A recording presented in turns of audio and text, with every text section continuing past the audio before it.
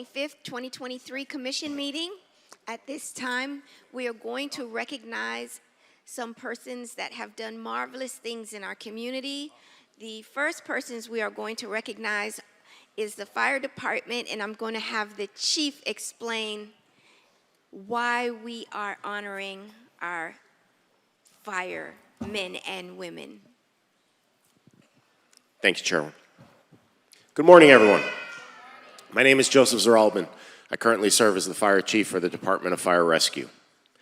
This week is EMS Week, Emergency Medical Services Week, and this is when we take an opportunity to recognize all of our men and women who do great things for the community. Although we respond to many different types of emergencies, 85% of what we do is respond to medical calls. It constitutes the greatest percentage of emergency calls on a daily basis in the city of Miami and around the country. So we felt it important during EMS Week to recognize some of our responders. Now, the way we recognize them is a little unique in that normally it's the command staff, the chief, the deputy chief, the assistant chiefs, or through a committee whereby we recognize these individuals. But this one's a little different because these awards are decided upon and granted to them by their peers. In other words, these are individuals who have been recognized by the men and women that they work next to on a daily basis. And there is no greater or more difficult judge than your peers, than those that are working alongside you every day in and day out. So after a lengthy process, we have identified some individuals that we would like to recognize, and they have been, as I said, identified by their peers, by the men and women who work throughout the fire department every day as being the best among us. With that, I would like to ask my Assistant Fire Chief of Health and EMS, Robert George, to come up and begin the process. Thank you. Thank you, Chief. Thank you for the thunderous applause. Absolutely. No, we'll have somebody come up and. Okay. Oh, yes, ma'am. Okay. Well, good morning, everybody. Today I have the proud honor of presenting our recipients to the Miami Firefighters 2023 ALS Payer Recognition Award. This award holds great amount of significance within the City of Miami Fire Department. For obvious reasons that the Chief stated, is that each member is acknowledged of having to gone above and above and beyond their commitment to excellence through service. Before I announce the winners, it is important to emphasize that all the individuals considered for this award have continuously exhibited the core values that define our department: professionalism, service, integrity, teamwork, innovation, and most of all, courage. Their dedication and unwavering commitment to their responsibilities have set a remarkable example for all of us. And now, without further ado, let me introduce the deserving recipients of the 2023 ALS Peer Recognition Award. From the A Shift, Lieutenant John Turner. Lieutenant John Turner has proudly served the City of Miami Fire Rescue for 13 years. Lieutenant Turner brings his pride of military service as an Army Ranger into our fire service, going above the call of duty to better serve the citizens of Miami.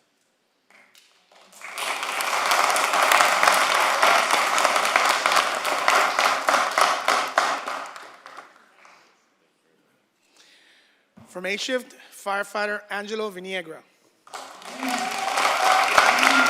Firefighter Angelo Viniegra has proudly served the City of Miami Rescue since 2013. He is also serving his country as an airman in the United States Air Force, with multiple deployments overseas, where he has earned the title of Firefighter of the Year in 2015 and achieved multiple achievement medals during his career.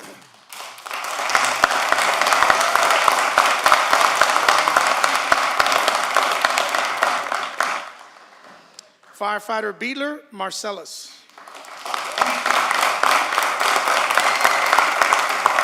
Firefighter Beadler Marcellus has proudly been a member of the City of Miami Fire Rescue Department for the last 9 years.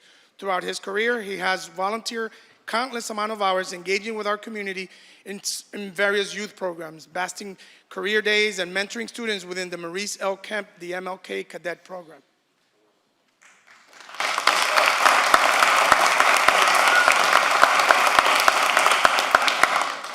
Moving on to B Shift, Captain Arthur Vasquez.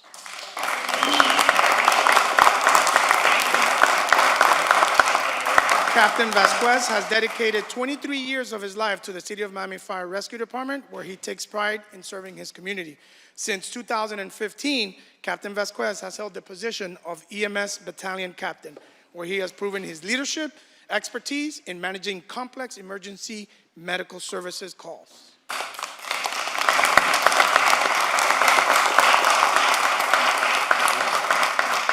Lieutenant Cairo Gutierrez.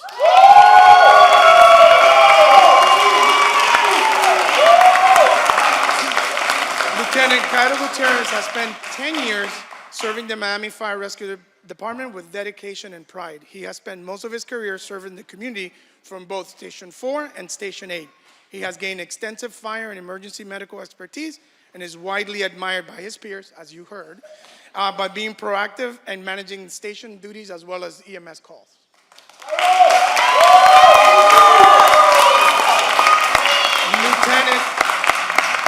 Lieutenant Iralberto Sardui. Lieutenant Sardui is a dedicated firefighter who has proudly served the city of Miami for 15 years. His exceptional leadership has earned him the respect and admiration of all his peers, and he takes pride in mentoring other officers to uphold the highest standards of service while he has served his beloved community of Little Havana, where he happens to be born and raised.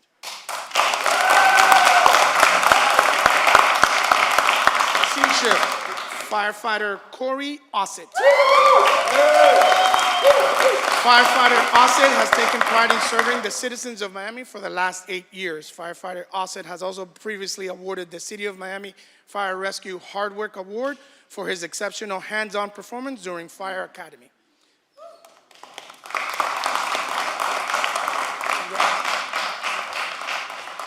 Firefighter Raidel Castellanos. Firefighter Castellanos is a dedicated City of Miami firefighter where he has served our community for the last 6 years. Firefighter Castellanos also serves as a vice chairman to the Emergency Medical Services Protocol Committee, where he overlooks and reviews patient treatment protocols to assure that we provide the highest level of medical care to our community.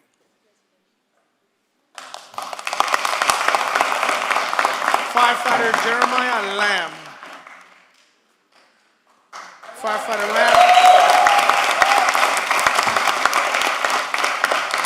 Lamb has been a dedicated City of Miami firefighter for the last 8 years. Firefighter Lamb has been an integral part of the City of Miami ALS competition team and also has received a citation for his outstanding efforts during Hurricane Irma.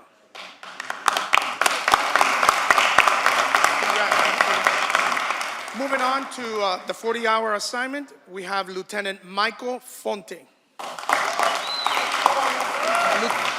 Lieutenant Fonte has proudly served the City of Miami for the last 17 years. Lieutenant Fonte currently serves as the Mobile Data Coordinator for the Health and EMS Division, where he has played a vital role in the selection and implementation of new electronic care reporting system, as well as newly acquired state-of-the-art cardiac monitors.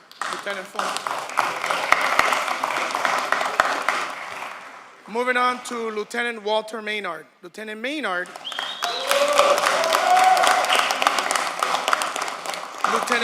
has served serving our community for the last 16 years. He has served as the department's EMS instructor since 2018.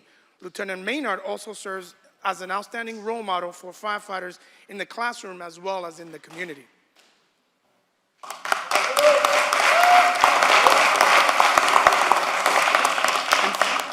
Firefighter Gabriel Arguello. Firefighter Arguello has dedicated the past 21 years of the City of Miami Rescue, where he has proudly served our community. Most recently, Firefighter Arguello has been recently assigned to the position of PAD coordinator, where he maintains and distributes automatic external defibrillators citywide. He teaches both Miami employees as well as private citizens. He also teaches the community how to perform CPR and the use of automatic external defibrillator as well as stop the bleed course. Well, that in conclusion, let us extend our heartfelt congratulations to the winners of the 2023 ALS Peer Recognition Award. All of them have set a remarkable example for all of us to follow, and your contributions not only enhance the lives of those that you serve, but also impact the department in the most positive of ways. So thank you for your attention, and please join us in applauding the exceptional individuals with their achievements. Thank you.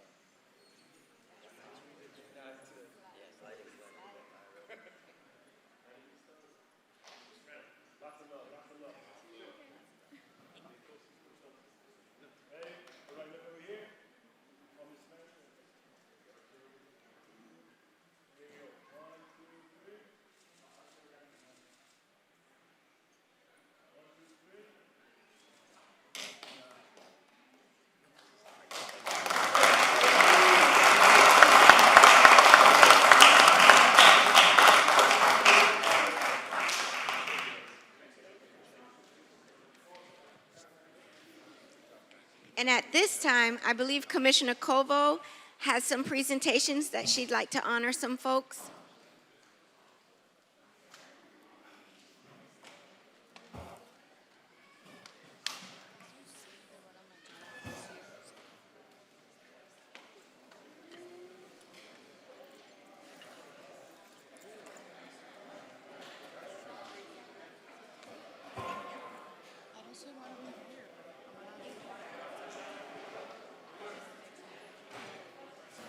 Good morning. At this time, District 2 would like to do a presentation, and the City of Miami a proclamation.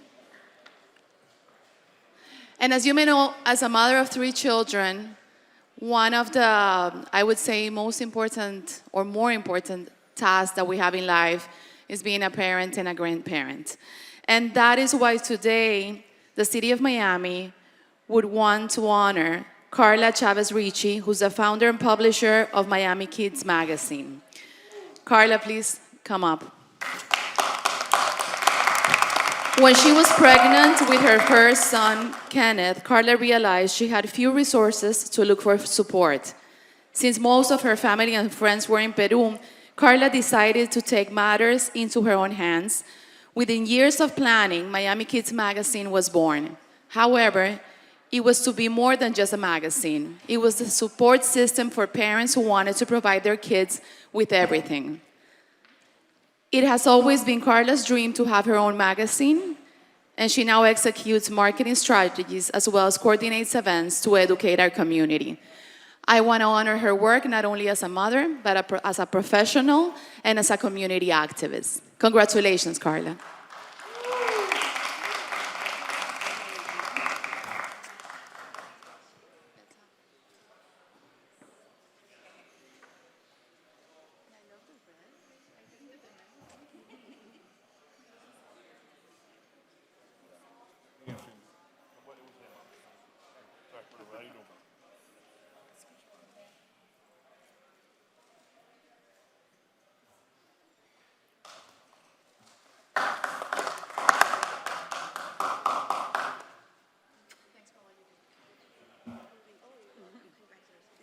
Is your person?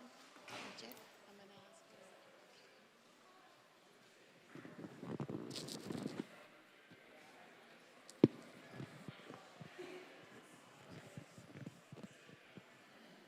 May is Haitian Heritage Month, and all month we have been celebrating the rich culture of our Haitian family. And today I would like to recognize one person who works tirelessly in the Haitian community, has given much of herself for improving our little Haiti, bringing awareness to the businesses and the people that reside in Little Haiti. She works day and night, 24 hours a day, to improve the culture of Little Haiti, the community of Little Haiti. Very selfishly, it is my honor to recognize my friend who we lovingly call Mommy Yannick. Would you please come up?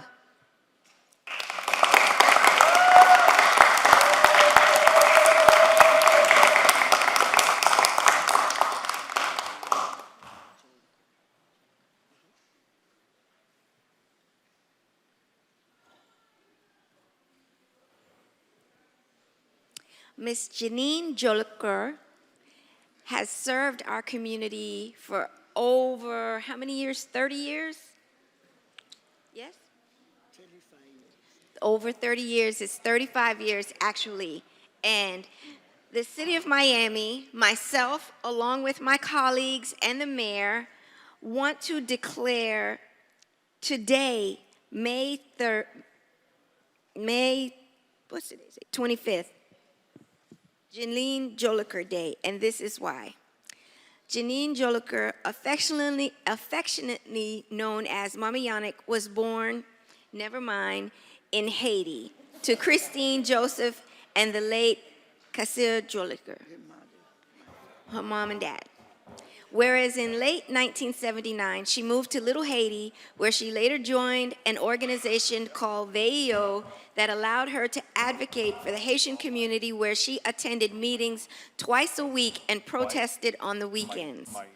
Whereas VEO, which translates to Watch Them, is a pro-democracy political group that arose as a response to the discriminatory treatment of Haitian refugees that was founded by the late Father Gerard Jean Just in May 1983.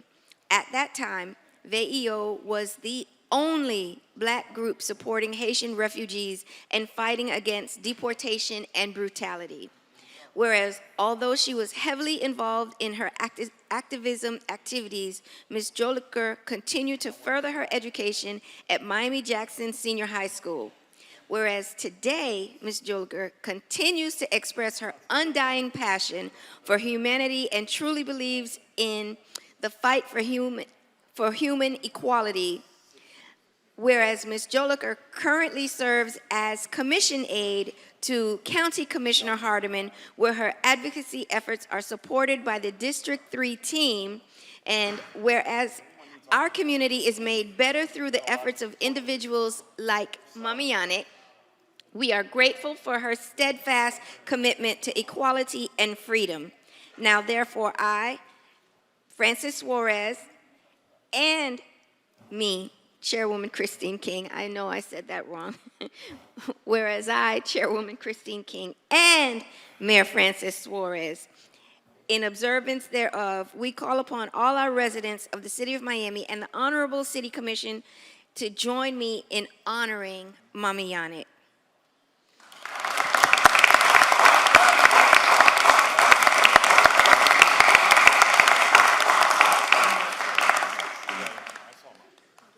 I wish there was more that I could do because she does so much for our community. She loves our community. She is always there for our community. And this is but a small token of my appreciation and our citizens' appreciation for all that she does. Thank you. Good morning, everybody. Good morning, everybody. Good morning. Is my name Miss Janine Jolicoeur, but everybody call me Mami Yannick. I come here 1979. I'm 54. I live all my time for 35 years in Little Haiti. So I work for everybody in the candidate, Mayor Bien-Aimé, everybody. I work for people. I love my people. I love my community. Miss King, Chairman King, thank you very much. Especially, I say Father Jean-Gis, he have 14 years, he passed away. He put me in the politics when I come Miami. I say thank you for everybody, the staff, Chairman King, say thank you for everybody. Thank you, thank you, thank you, Mayor Suarez. Thank you, everybody. Thank you very much. That's your best day today, Chairman King. I can't say anything. Thank you. I appreciate it. You're welcome.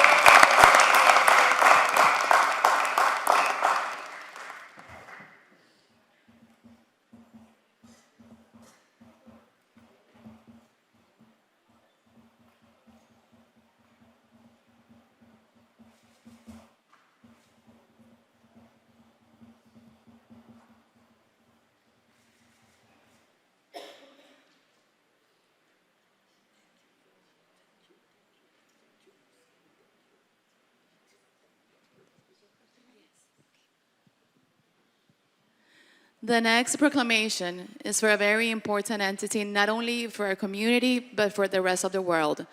When a child is sick or injured, the parents many times have to move to get the right hospitals, the right doctors.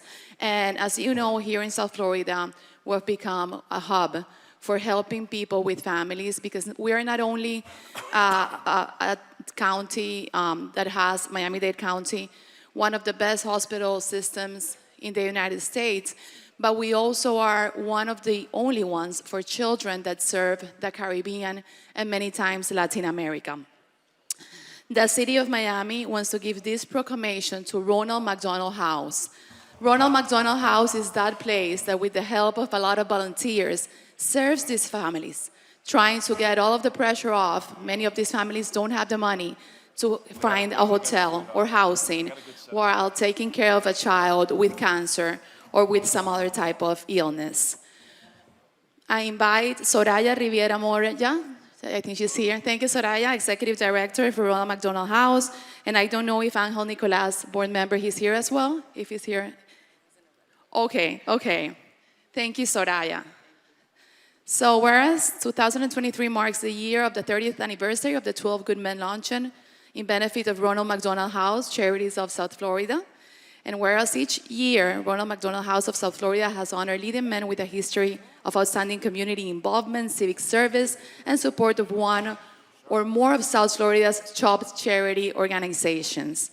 This event supports the mission to keep families close and together during the most difficult times of their lives, when their child is sick or injured. Whereas the house provides the comforts of home plus the compassion and hospitality of the staff, volunteers, and their families, all just steps away from the hospital.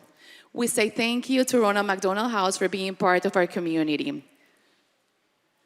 Now, therefore, Mayor Suarez, Mayor of the City of Miami, Florida, and myself, Commissioner Sabina Cobo, do hereby recognize the Ronald McDonald House.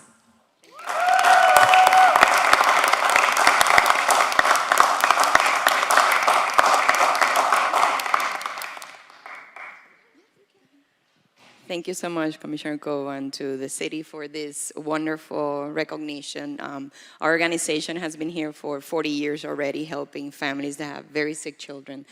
And we're excited to continue doing that. And we're in the process of growing. We're going to build a bigger and better Ronald McDonald House right on the campus of Jackson. So you'll hear more about it probably next year. But thank you so much. And again, we will continue to help families and their children to be together, and by providing the lodging and the meals. So we thank the community for their support all these years.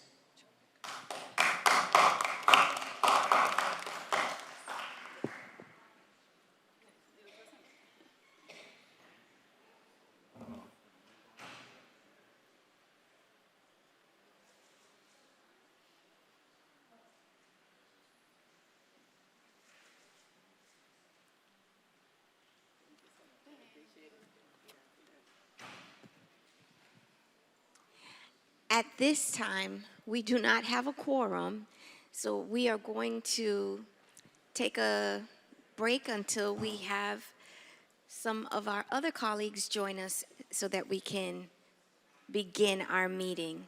I apologize, but we can't move forward. We'll keep you posted as to when the meeting will officially start.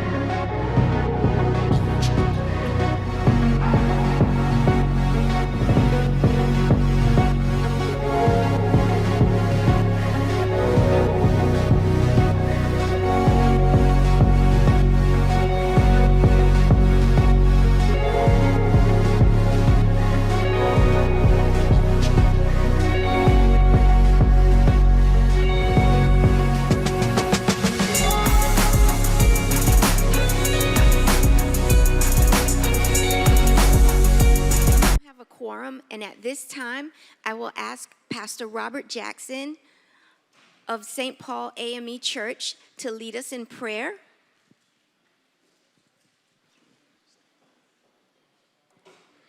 Can we bow our heads? God of our weary years, God of our silent tears, God who has brought us safe thus far along the way.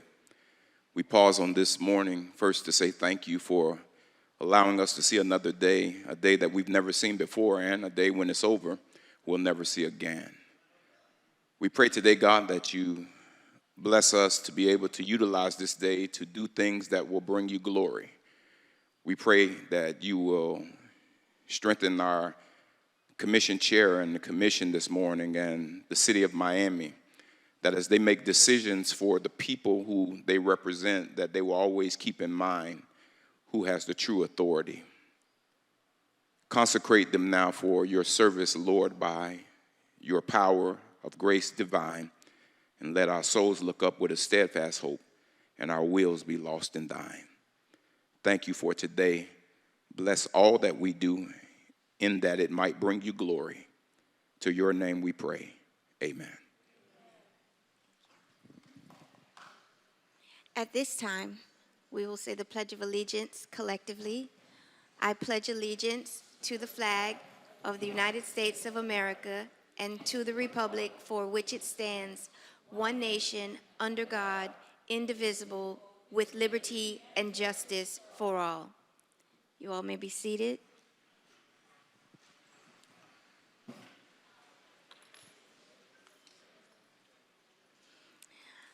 Madam City Attorney,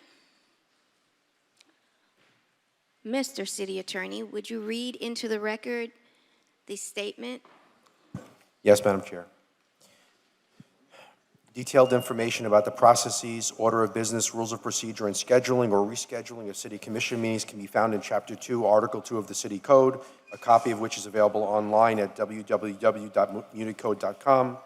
Any person who is a lobbyist pursuant to Chapter 2 or Article 6 of the City Code must register with the City Clerk and comply with related city requirements for lobbyists before appearing before the City Commission. A person may not lobby a city official, board member, or staff member until registering. A copy of the code section about lobbyists is available in the City Clerk's office or online at www.municode.com. Any person making a presentation, formal request, or petition to the City Commission concerning real property must make the disclosures required by the City Code in writing. A copy of the City Code section is available at the office of the City Clerk or online at www.municode.com.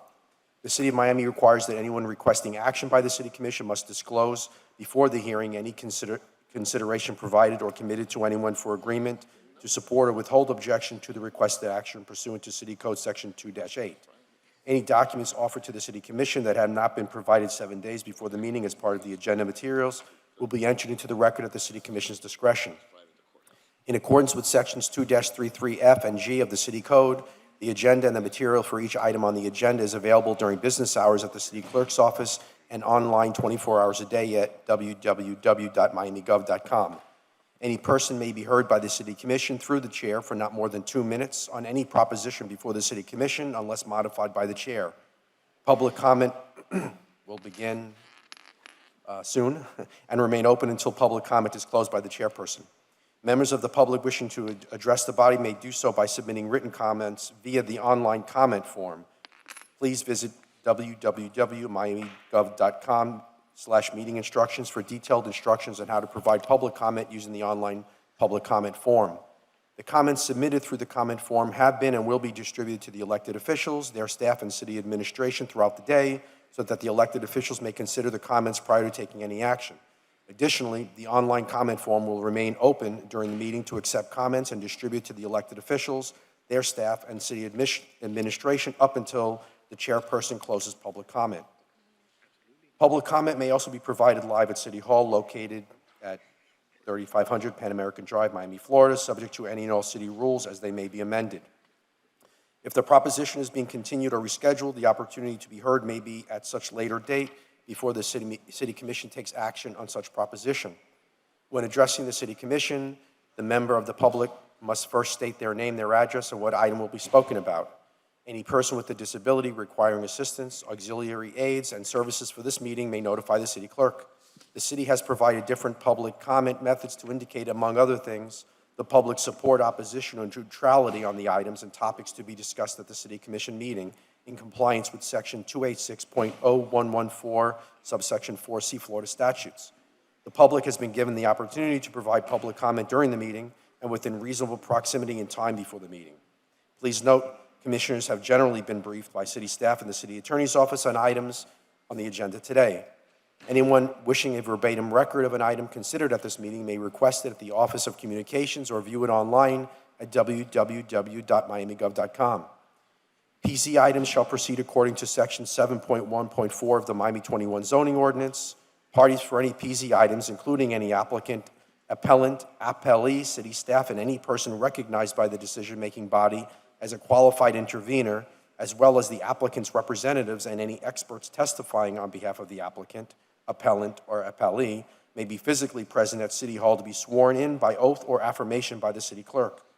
The members of the City Commission shall disclose any ex parte communications to remove the presumption of prejudice pursuant to Florida Statute Section 286.0115 and Section 7.1.5.4.5. That's Section 7.1.4.5 of the Miami 21 zoning ordinance.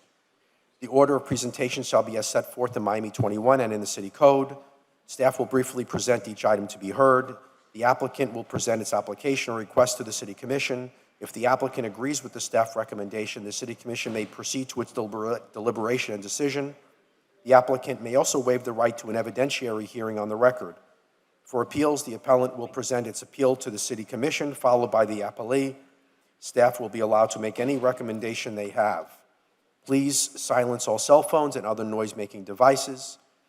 This meeting can be viewed live on Miami TV, miamigov.com/TV, the city's Facebook page, facebook.com/City of Miami Gov, the city's Twitter page, twitter.com/City of Miami, the city's YouTube channel, youtube.com/City of Miami Gov, and Comcast Channel 77, City of Miami. The broadcast will also have closed captioning.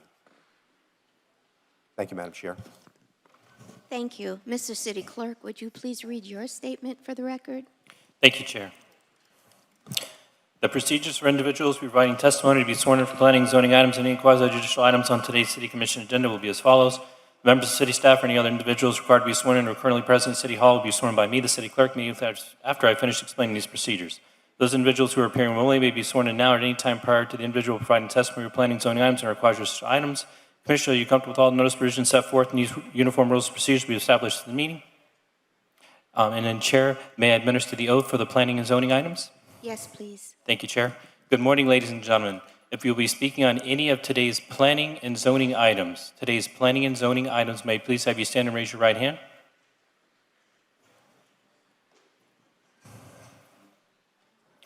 Do you solemnly swear or affirm that the testimony you're about to give at today's hearing is the truth, the whole truth, and nothing but the truth? And your response is?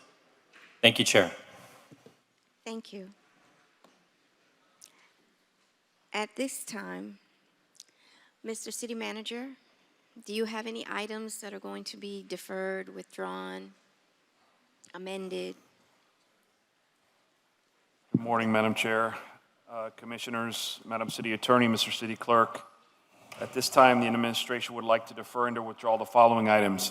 It's a fairly long list, so I'm going to go slow so everybody can kind of keep pace here.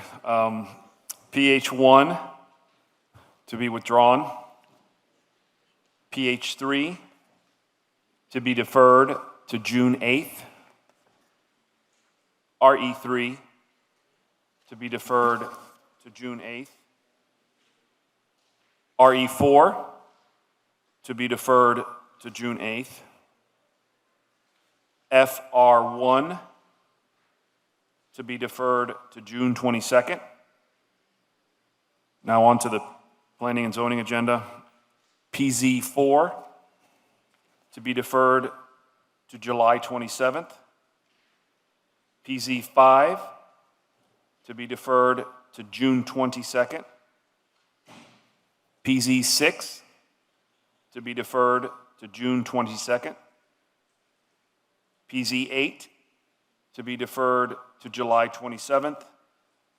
PZ 9 to be deferred to July 27th. PZ 10 to be deferred to July 27th. PZ 11 to be deferred to July 27th. PZ 12 to be deferred to July 27th. PZ 13 to be deferred to June 8th. And PZ 17 to be deferred to July 27th. That concludes the items. Mr. Vice Chair, do you have anything that you would like to have withdrawn or deferred? Not at this time, Madam Chair, but I would like to clarify the PH items that are either being withdrawn or deferred. I believe the first is PH1 withdrawn. Yes. The second is PH3 deferred. Till June 8th, yes. Mr. Manager, on PH3, instead of June 8th, could it be deferred for the second meeting of June? This will give, particularly myself, sufficient time to be able to meet with staff and go through it.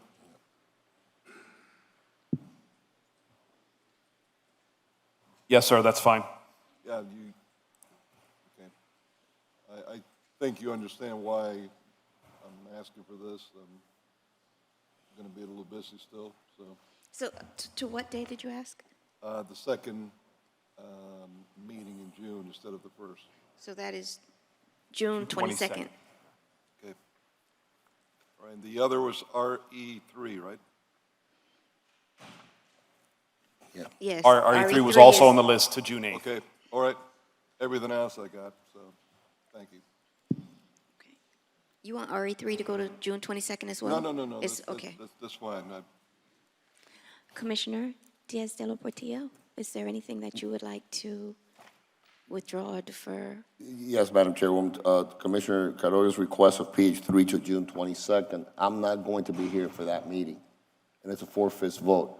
We have any objection to doing it in the first week of July, the first meeting of July? Not at all. So we can do that one in July, Sure. when I'm here. That'll be This fine. is a 4/5. Thank you. In fact, if they need, I don't even mind doing a special meeting for it, but if it's not time sensitive, then we could do it in July. And then, Madam Chairwoman, can we do PZ5 and PZ6 for the first week of July instead of June 22nd? July, okay. What's the first meeting in July, Mr. Manager? July 13th, I think. July 13th? Yeah, July 13th. I think the second is July 27th, so. Okay. Commissioner Koval? I would like to ask Mr. Manager, why are we deferring PC 17?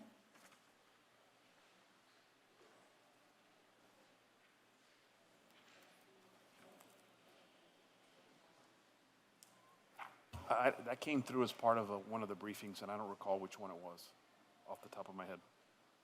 And to when? No, it's listed as July 27th. I just don't recall how that arose in terms of which, we had a briefing, and I think it came up as part of one of those briefings, but I don't recall which one. I mean, if you have an issue with it, we can certainly discuss timing of it. I mean, it didn't necessarily, I don't believe it came through our office. I think it came through one of our briefings. I just don't recall which one it was. It came through what? One of the briefings, I just don't recall which one it was.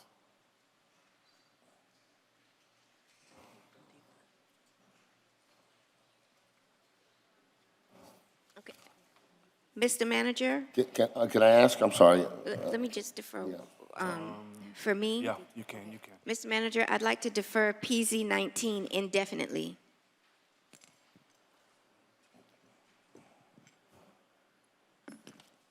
Commissioner Diaz de la Portilla, I think you, For, what are we doing, RE3? I missed that one. Are we deferring that? RE3 Yes, until? June 8th, next meeting. Okay. That's it. I'm fine. Thank you. Morning, Council, for PZ items 5 and 6. Could we actually have that deferred to the second meeting in July? Okay, We can? thank you. Sure. Those are in my district. Madam Chair, yes? PZ 11 and PZ 12, is there any chance that we could have those items heard today? Is there a reason for the deferral? Mr. Manager? Again, request as part of one of the briefings that were requested to be deferred. It's up to the body to decide whether they want to acquiesce to it as a whole or not. I mean, you certainly can entertain it as an item to be heard today, but it was requested as part of the briefings. Members, we would really appreciate if you could entertain these items today. My client's been waiting a long time, and we would really appreciate just to have a hearing today and put the matter behind us one way or another. I believe my colleague, who is not here, will be here around 11:30, has requested. And I think I typically give a professional courtesy to our colleagues, but I know they'll be here at 11.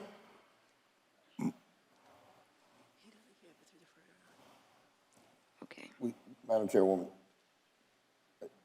Am I recognized? Please. We have been having this conversation for a while now, and we have spoken about a full day on this issue. And obviously, we don't have a full day, so I think we go ahead with what the manager is recommending, that we defer until we have, and I think everybody will feel more comfortable when we have a full day. It's number one. And number two is also a policy that's being developed, as you well know, Mr. Sakala, on medicinal marijuana dispensaries. That's going to be a citywide policy, one way or the other, we don't know yet. The commission is debating on this, and it deserves the full attention of every commissioner and the full participation of every commissioner. So I would ask, Madam Chairwoman, that we continue, that we take what the manager is recommending and defer until July 27th. Madam Chair, can I request that you would consider leaving it on the agenda and then deferring it when it comes up if in fact he's not here? Because if he's here at the We time can take it comes off. up, When he comes here, we can remove it. you can remove it from the deferral list. We're deferring, we can bring it back if Yes. if the body wants to do that. Yeah, we can Today. defer. Yes, Yes. yeah, we can. Uh-huh. But don't get, Just to be clear for anybody that's here, that if it's getting deferred now, it still could come back later. of course. Yes. Everything can always come back, Mr. Sakala, you know this. Reconsiderations and all kinds of things happening here. So you should never leave the body. There's The oftentimes chamber, you always stay in the chamber until the end. interpretations that happen. I Yes. just wanted to be clear about what the rule would be. Yes. Thank you. Only medical marijuana can bring together Ronald Book, Louis Terminello, Yes. and Eric here. You see that? Okay. An unholy alliance, right? Good morning, Madam Chair. I'm Ryan Bayline, offices at 333 Southeast 2nd Avenue. I'm counsel for PZ 19, and we were just wondering if that item could be heard today. I know that it was. No, No. I'm deferring it indefinitely. Is there any possibility we could get a date certain? When I get more information, yes. I'm sorry, I didn't. When I have more information. I can bring it back on the agenda at any time. Indefinitely deferred does not place a time constraint on my Understood. receiving information. Sure, So okay. And once- if our office can be helpful to you in providing whatever information you need, we'll reach out, I guess, after Well, today the and see idea what we can do. would be that you would need to convince the chairwoman that it's a good idea. And then she could put it on the agenda, or any commissioner can put anything on the agenda. She Okay. has to have the information she needs. Sure, So that's why she wants to do it, and I think we should respect that wish. sure. Thank you. Yes? Good morning, Madam Chair. Josh Remedios from the law firm of Greenspoon Martyr. For the record, I understand what you're doing with the PZ items related to cannabis, but I want to make sure we're treating them all the same, PZ 8 through 12. And as to PZ item number 17, this is an alcohol matter. I don't know if there was a decision made yet on the deferral, but we're requesting to go forward on that item as well, as we're ready for PZ 17. I think the argument, Madam Chairwoman, if I may, I think the argument that all these items can be brought back, I know Commissioner Cova has a concern about that item. Commissioner Caroes expressed concerns about items. Any item that's deferred can be brought back by any commissioner on this dais at any particular juncture. Can be brought back at the next meeting. And medical marijuana should all be treated, I agree with you, equally, and with the full dais. So I think if the commissioner is comfortable, I think if he wants to make sure the rest of us are comfortable with it, it doesn't hurt it to wait 2 weeks. Right? I mean, PZ 17 could wait 2 weeks. yeah. Thank you. Thank you. At this time, do I have a motion? I'll move it. Second? Second. Wait. There's just a couple things that I wanted to read into the record. There's some co-sponsor requests. Commissioner King would like to co-sponsor CA1. Commissioner Reyes would like to co-sponsor items RE10 and PZ15. Mayor Suarez would like to co-sponsor PZ14. And it's my understanding that there are 2 pocket items for today, that Commissioner Covo has a pocket item pertaining to drainage improvements to a portion of a paved trail leading to the baseball field in Morningside Park. And then there's another pocket item. It's my understanding that the city manager has a pocket emergency ordinance pertaining to a Florida gas franchise agreement. Madam Chair, Yes. and I would also would like to co-sponsor FR3 and PZ7.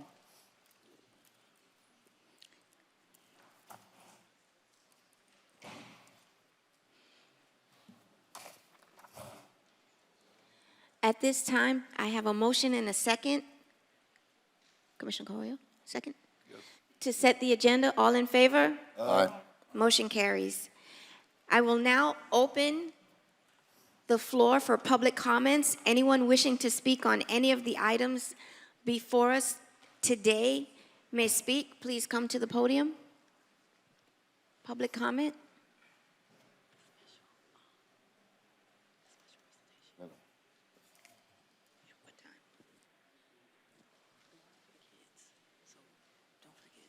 Sir, good morning. Good morning. I just have a simple question on RE3. Is there a specific reason why it's being postponed to the following meeting, I guess?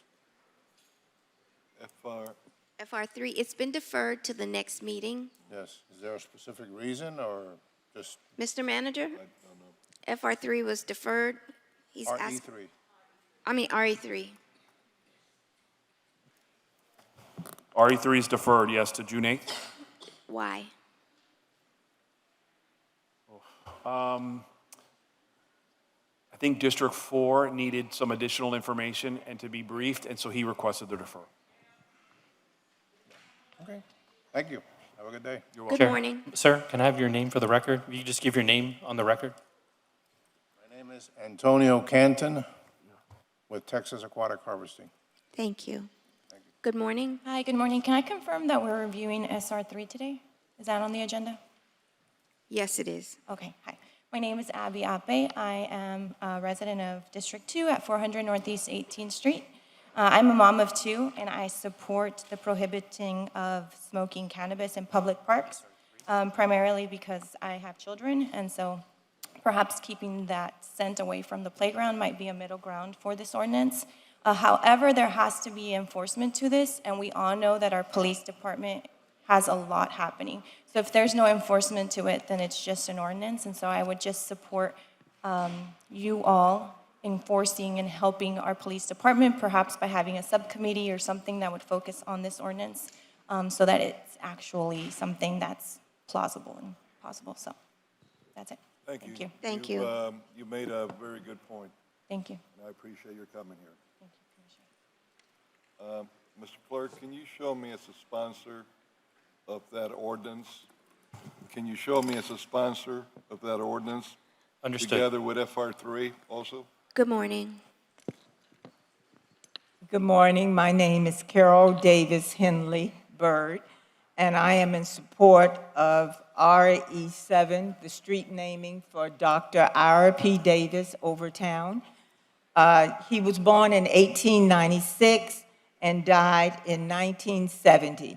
He was born in Jacksonville, but he came to Miami in 1936. And from that time, he was fast running. He was a dentist on 2nd Avenue in Overtown, and his office, as well as his house, was the center for all sorts of meetings to really break down racial barriers in Miami. He was in the forefront of the civil rights movement, and the strategies that he and his group of like-minded individuals developed led to the first black policemen in Miami that were sworn in front of his office, reported there for roll call because they had nowhere else to go. Also, they strategized for the first colored precinct, the building, the jail, the courthouse, the first black judge, the wade-in at Virginia Key Beach so the facilities for blacks to swim, housing, you name it, education, everything. And it started with him helping to start the John Griffin Post for colored veterans in the state of Florida. He became the first black district commander for the state of Florida, for the American Legions. And it was from that platform that he fought for housing, education, the rights to facilities, and so forth, to the Orange Bowl, where blacks could attend. They had to come to his office to get the tickets, the Orange Blossom Classic. And it just goes on because later years, he became on different city committees for all members of the Miami community. Thank you. Good morning. Good morning. Christina Scott, Staff Attorney, Legal Services of Greater Miami. I am here on PZ 2, 3, and 4. I heard that PZ 4 was being deferred. I guess I just have a question on why PZ 2 and 3 weren't also deferred. I was under the impression that a community meeting needed to take place prior to those being addressed, and a community meeting has not taken place as of today. So I'm just confused as to why those two are proceeding. Is it 2 and 3? We're gonna take them and they're gonna be listened. And what we're gonna try and do is see from those two items if the assemblages make sense, and we're gonna be. I just would like to The commissioner discuss it. needs more time. But for the ones that were deferred, it was because we need to do the community meeting that we promised. So the item came back, and Okay. that's why we want to defer it. Okay, I understand. Thank you. Good morning. Good morning. Good morning. My name is Maria Ramos Maggi. I go by Maggi. I live in Morningside, and I'm here for the pocket item, the flooding issue in the park. You should have received several emails from our community. Yesterday, mine was sent at 4:45, so I have a copy of it here in case you didn't receive it. Mine differs a little bit from what everybody else sent. There is a flooding issue. We have several flooding issues in the park, as you all are aware. There's one in particular that's a very easy fix, and it would be great if we could get this fixed before rainy season really kicks in, having been, because this area floods every single time it rains, every time. There's a sidewalk that was built on the loop right by the baseball area, and it basically floods that whole area out, all the way to the playground and the east pedestrian entrance to the park. And basically, all we would need to do is something similar to what was done outside of the park, right outside of where the banyan trees are, is raise the sidewalk a little bit and put a little bit of drainage right underneath that sidewalk. It's not a difficult fix, it's not an expensive fix, and that would resolve a very big flooding issue in the park. That's number one. Number two, I have photos dating back to 2020 of different flooding issues in the park, surrounding areas of the park, streets that are adjacent to the park, and my big concern is now that the seawall was approved, which I'm very much in favor of, I am concerned with drainage, and I just wasn't sure if you all were aware of all of the drainage issues we have and the flooding issues we have in the park going back several years. So I wanted to submit this. You have this. I did send this yesterday at 4:45. Thank you. Thank you for your time. Thank you. Good morning. Good morning. My name is David Malinowski. I'm the treasurer of Miami Society Group 3036, a Polish National Alliance. And along with me is Ilona Sweet, our president, and in the audience is Kazimir Varho, our vice president. I'm here for PZ5 and PZ6. And my question is, what day has it been deferred to? The second meeting in July, July 27th. July, thank you. Okay, Miami Society Group 3036 PNA. We are a local charity for the South Florida Polish community founded in 1950. We are here because we are the first mortgage holders of the Polish American Club of Miami, Packham's property located at 1250 Northwest 22nd Avenue, Miami. Recorded on August 19, 2004, title number 723617. Today, our board of directors is opposed to this upzoning because when our mortgage was first signed in 2004, there was a building on the property. And without our permission, it was demolished by the Polish American Club, Pacom.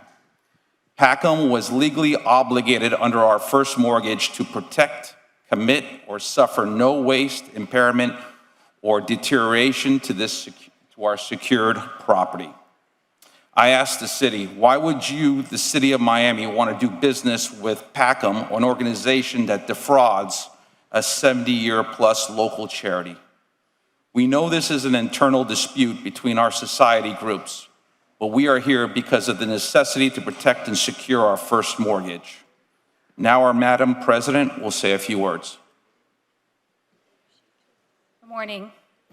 I'm Ilona Sweet. I am the president of... Excuse me. Sorry. Would you like to give your name? So I'm going to start the clock because he only had 20 seconds left. So I'm going to give you the 2 minutes. I don't want it to beep and say, okay. So if you could give your name for the clerk.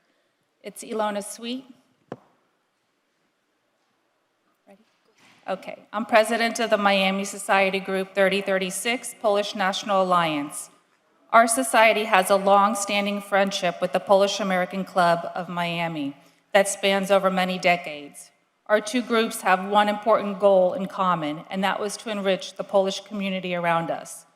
When our friends, Pacom, were in trouble in 2004, getting ready to be foreclosed on their property, our society loaned the Polish American Club of Miami the sum of $100,000. In 2018, the Polish American Club destroyed and demolished, without our permission, the building that was on property at 1250 Northwest 22nd Avenue. Therefore, on April 25th, 2023, 30 days ago, we issued a breach of contract demand letter to the Polish American Club of Miami for materially breaching our first mortgage contract. And as of yesterday, the expired demand letter has not been satisfied. We hope to have reached a mutually acceptable resolution between our societies without having to attend today's meeting and the necessity of a public lawsuit to follow, but we are preparing to file a foreclosure against the Polish American Club for this breach of contract to our first mortgage. So again, I ask you, why would the city of Miami want to do business with Pacom, an organization that defrauds a 70-plus year local charity? Thank you for your time and attention. Thank you. Good morning. Good morning. My name is Jacqueline Krieger Degwitz. I live in Morningside also, and I'm here also about the pocket item that I really hope that you will address because it's like a simple solution. So please, can you go for it? That we will address the flooding in, especially for the baseball park. Thank you. Thank you. Good morning. Good morning, Louis Marzabetti Garza, homeless. Under number 1, I am a full frontal, 100% Trump supporting lesbian. Please do not waste any taxpayer dollars promoting the sexual proclivity of a selected group. Number 2, the farmers market. You have permitted them to now chop down those amazing trees on the corner of Grand and Margaret. Shame on you. Number 3, Pizzagate and Frazzle Drip. Under PH2, the address is 2810, 2910, and 2916 South River Drive. It is near the river for easy transport of children to disappear. Are you now in the child trafficking business? Are you low on adrenochrome-rich children? Number 4, to the hypocrite who is not here, Manolo Reyes, SR3 and FR2. SR3. I'd like for a chief police officer to opine if you pass this particular ordinance, are you going to go up to the beach and you're going to enforce it by having brown shirt Hitler Youth tap people on the shoulder if they are smoking or drinking alcohol? And if you're not going to let people under FR2 to smoke or drink in parks or beaches, then you will not allow any restaurants to serve any alcohol at parks or beaches. Number 5, this is for your information for everybody who is here. The U.S. Treasury has asked government agencies if payments in June can be delayed. That's all of your paychecks not being deposited in June. Tick-tock, tick-tock. And number 6, finally, yes, I can be compared to the corpse flower because I make a stink about everything. Thank you. Excuse me, excuse me, excuse me. Did you miss me last meeting? Did you miss me last meeting? Mr. Carollo, I think you're in deep trouble with the Miro Corporation, and I think we should leave this as it is. Miro. Thank you. Who's Miro? Good morning, Elvis. How are you today? Good morning, Chair. Waiting for my presentation to come up on the screen, please.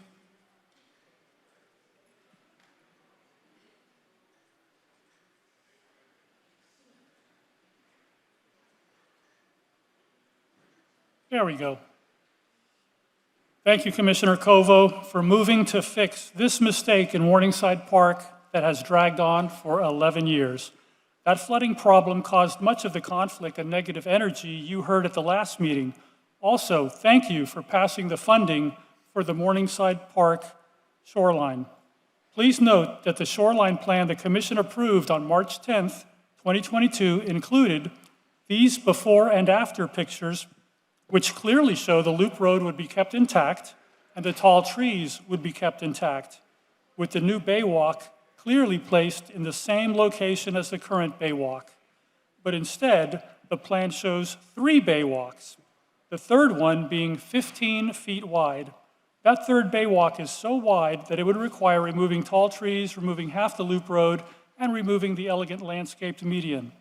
Commissioner King attended a meeting last week where the public voted overwhelmingly in favor of a 6-foot wide baywalk for Legion Park. That's all we need in parks north of downtown. The ADA minimum walkway is only 5 feet wide, so if you change the baywalk ordinance to allow 6-foot wide walkways, you can avoid the conflicts, keep the loop road intact, keep the median, keep the tall trees, and keep the pool in the same place as you voted for in these pictures.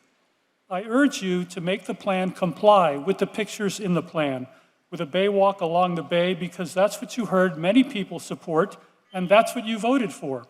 We don't need 3 baywalks where one has worked fine for 70 years. Changing the plan from what you approved is what caused much controversy and division amongst the neighbors and the public.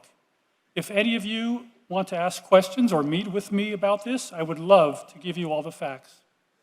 Thank you. Thank you. Good morning. Good morning. Good morning, Commissioners. My name is Jonathan Rafi. I live at 499 Northeast 55th Terrace. I'm here to speak in support of Commissioner Covo's pocket item to study the drainage in Morningside Park. Also want to thank all of you for your support of the shoreline plan and the funding at the last meeting. There continues to be flooding in other parts of the park, not just the shoreline, so I encourage the Commission to study the issue and continue to work on improvements for the park and the overall neighborhood. Thank you very much. Thank you. This concludes the public comment portion of our meeting. Thank you all. At this time, may I have a motion to approve the minutes? Move. All in favor? Aye. The commission meeting minutes have been approved.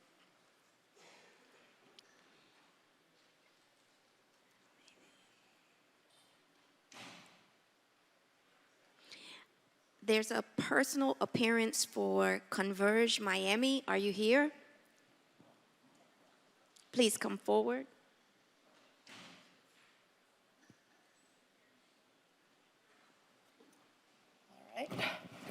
Good morning, Commissioners, Chairwoman. My name is Elisa Del Corto. I am the Director of Community Engagement for the Allapattah Collaborative. We are here specifically for the Allapattah Community Fellows and the Overtown Fellows to present their civic engagement projects. We are in Class 5 for the Allapattah Fellows and Class 1 for the Overtown Fellows. The Community Fellows Program is a 12-week youth leadership program geared for 17 to 25-year-olds in those neighborhoods.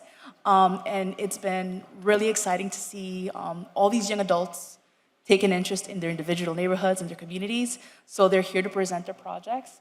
We'll have Gabriel go first for Overtown, and then Mel for Alapata. And I'm taking all the additional paperwork over there. Thank you. And then I'll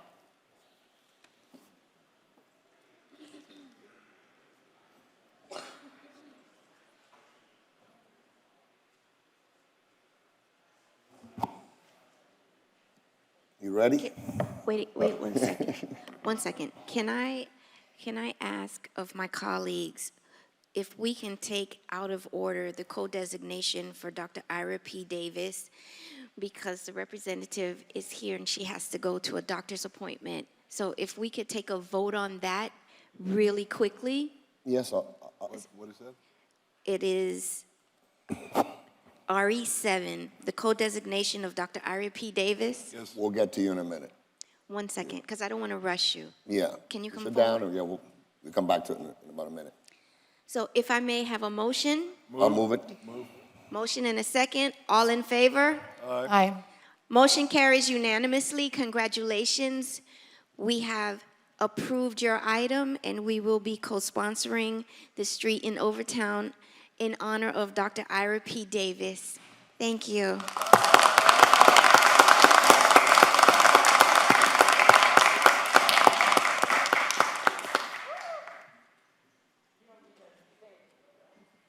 I'm sorry, what'd you say? No, that's it. It's done. Thank you. I know you don't need us to say anything, but on if you'd like- behalf if you'd like to. of the entire Coconut Grove community and Overtown, we want to thank you. We want to thank you for what you just did, not from the head, but you did it from the heart, and it represents old police officers, new police officers, the future and the present, and we want to thank you so very much. Thank you. It's our honor. Sir? State your name. Speak into the mic. I'm Ira Davis Porter, her older sister. And I met Commissioner Kovo at the Unsung Sheroes Award, where I was honored by her office and the members of the Coconut Grove Negro Women's Club. Thank you.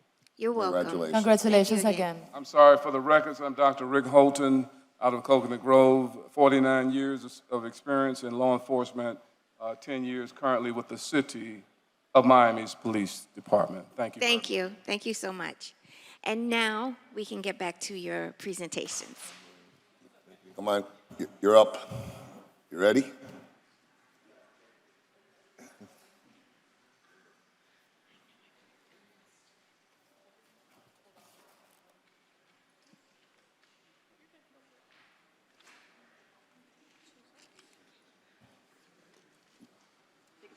Oh, thank you. I hear you're somebody's nephew, right? Whose nephew are you? My aunt works for Victoria. Khadija, who's been my office manager for 35 years, and he used to come to our office when he was a little boy in the Boy Scouts, so we're really proud of the young man that he's grown up to be. Did she embarrass you enough already or not? Not yet. It's been worse.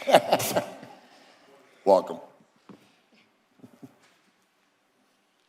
Good morning, Commissioners, Chairwoman King. I am Gabriel Bynum, the representative of the Overtown Community Fellows, and today I'll be talking to you about our community engagement project. In our findings, we realized that the Overtown youth in the community does not have much of a connection or much know-how about the history of our historical town. Not only that, but the civic engagement rate of the Overtown community isn't as high due to the lack of general knowledge about the city level laws and its regulations, and that has the greatest impact upon us. We also realized that the businesses in Overtown are in need of financial support, but not only financial support, but also advertising support in just trying to get their business and their words out there. Our mission in the Overtown Community Fellows is to empower and educate the community on the importance and understanding of culture history, and civic education, as well as the significance of voting and supporting local businesses. If all three of these issues are tackled and addressed by all of us as a community, then a great wave of change will sweep the Overtown community into a new era of growth and prosperity. So we had our first phase, which will be in the packet. And our first phase of our community engagement project was to conduct surveys with different groups of people within our community. The aim of these surveys was to gather certain information and to gain experience from their knowledge, their struggle, and the plan for what they want to happen in our community. We did this by having social media campaigns, and we also plan to have multiple events that will happen in the past and in the future. In our second phase, we decided to come here to submit our community engagement proposal to you guys, City Commission Chair. We are asking for you guys' support on our project via your social media accounts and via just general support for what we are doing. We also ask you guys, as registered commissioners, to participate in our hashtag Voices of Overtown event on June 3rd of 2023. Thank you. In our final phase, we have also been collaborating with various organizations such as OCYC, the Black Archives, and Historical Black Police Precinct, Courthouse, and Museum. So overall, we just really want you guys to support on what we're doing and just really support everything that is happening, and thank you for your time. Thank you. Thank you. And congratulations. We have also passed out a few flyers to you guys. Our Voice of Overtown, we put it in English and Spanish so that everyone will be able to understand. Thank you. Thank you. Madam Chairwoman, you didn't ask him to ask for money? No. Okay. From now on, for future reference, you should put in a request and ask for some additional dollars. It's important, so go ahead and say it. You have to ask. I did not hear what you said. I did not hear what you said. Oh, you're not saying, for future reference, you have to ask for some funding from us. Money. Don't be embarrassed, everybody does it. Okay? Yes, I know, I heard him, and I followed you guys already. I just did, yeah. Thank you. but I'm sure that this commission and every commissioner here will be willing to help you. You're doing great work, both in Overtown and Alapata, so I'm very appreciative that you're here, and I'm very happy that you're doing what you're doing for our community and involving so many young people. It makes me very, very happy when I see young people get involved in the process and get involved in their community and help them move forward. And I think that we should do everything we can to encourage, and sometimes that requires some funding and some help along the way. So my office is open to you, whatever you guys need and whatever funding we can be helpful with, it's there. Okay, thank you. Congratulations, good Thank you very presentation. much. Thank you.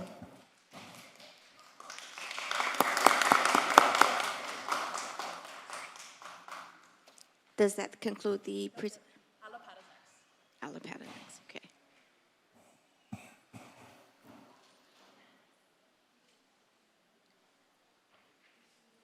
Next time, Alapata comes first, right, Madam Chairwoman?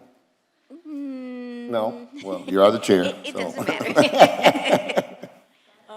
Yes, sorry, my mind is all over the place. Good morning. Good morning. Everyone. Well, let me get my speechy speech at my phone. Yes. Oh, sorry. There we go. Nope, that's my camera. You're the one that asked for the money, right? You're the one that asked for the money, right? No. But if you would like to donate. Yes, the answer to that is No, yes. but she already It's did. always yes. Commissioner Carollo, we need to train them better, right? Oh, okay. It's always yes. I'm not asking, but if you are suggesting and offering money, I would gladly accept. We told you 3 different ways already, so. Come on. Okay, so I'm just going to read what I wrote down. Good morning, esteemed chair and elected officials. I proudly represent the Alapata Community Fellows Cohort 5 Community Engagement Project for the year. Throughout our time in the program, we've discovered that within the rich history and culture of Alapata, there seems to be a lack of spaces for cultural exchange. Communities like Little Haiti, Coconut Grove, Little Havana all have places for cultural exchange and creative expression. 80% of our residents are Latino, and we believe in the mission of giving those residents the opportunity to celebrate and reconnect with their roots. The 305 Exchange was created to encourage local artists to be more involved in their communities, aid residents to reconnect with the power of creativity, and unite the 305 with cultural heritage and pride. To kickstart our initiative, we are hosting our first event at Juan Pablo Duarte Park on June 10th in honor of Caribbean Heritage Month. So please join us in this celebration of cultural diversity and the power of the drum, and we ask for your support by reposting our flyer and in the possibility of collaboration on future events and projects. We would love to hear from you. Thank you. Thank you. You're welcome. Thank you.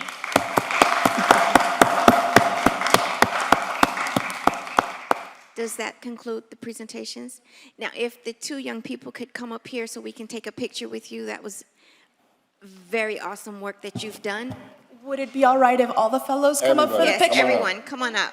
We have a few. Thank you, everyone.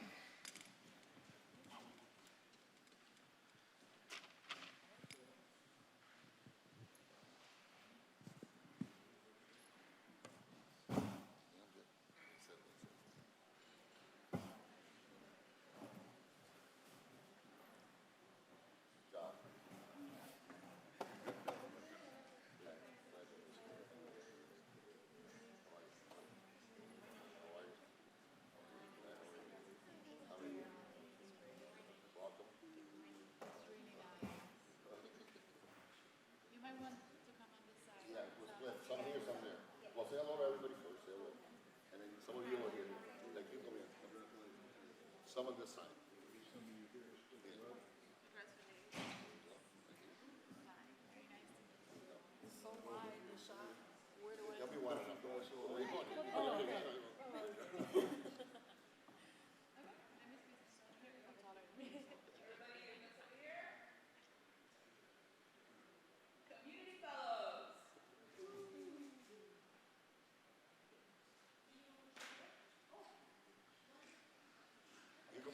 Like, don't eat it in here.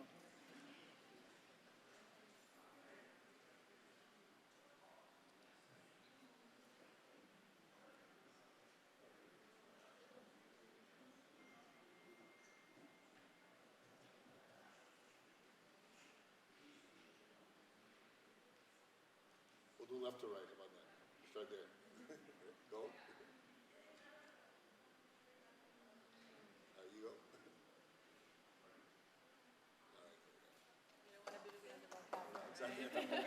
Thank you, guys. Congratulations.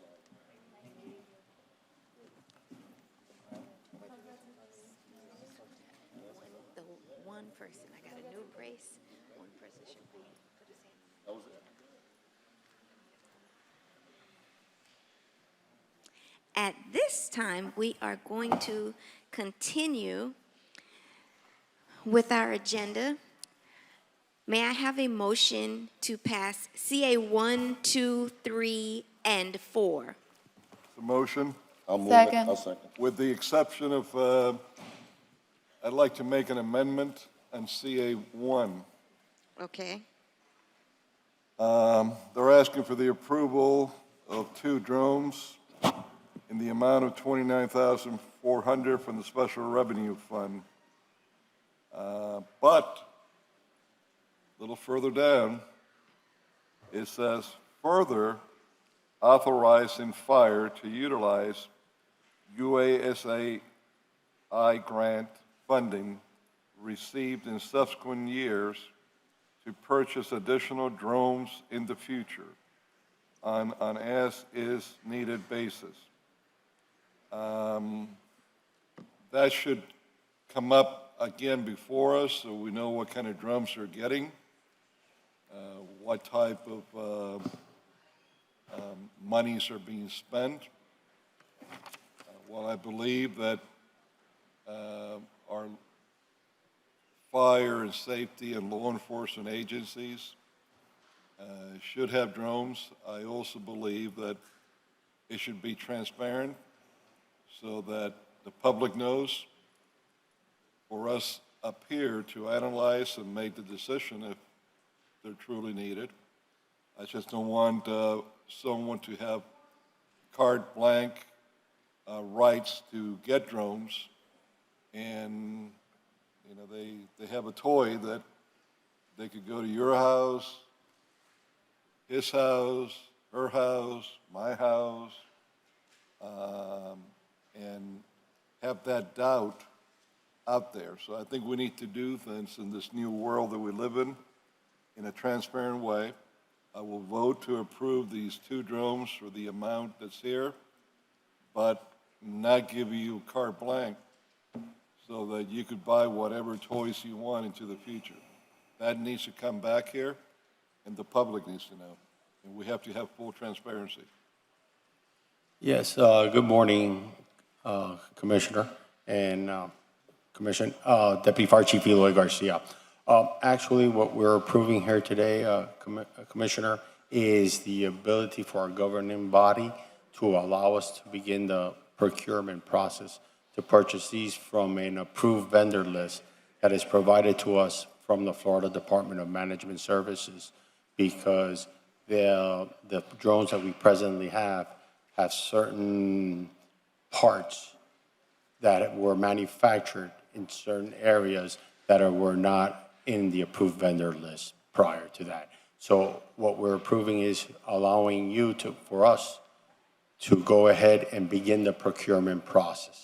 Let's not talk in code here, Eloy. Yes, sir. What parts, what areas? Are you talking Chinese? Yes, sir. So let's put it right out. Yes, sir.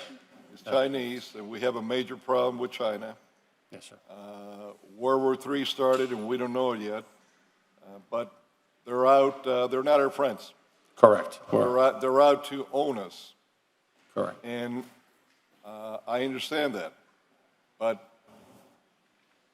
you've explained one part, but you haven't touched on the other part that's here, that if we approve it in the way that it is, you could buy any drones that you want into the future without ever having to come back here, explain to this body what it's all about, and for the public to know, and for there to be full transparency with what we're doing. Okay. Am I right in what I'm reading here, or? Mr. City Manager? Commissioner, good morning. Zeri Ihekwaba. The administration is okay in favor of your friendly amendments of CA1. In future, we'll come back with any item that requires additional procurement. Okay. So we will take out the further authorization for future years and approve it just with what the request is here now. Understood.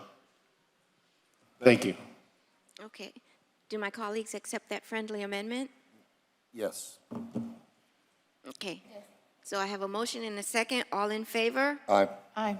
CA agenda passes. May I have a motion for PH2,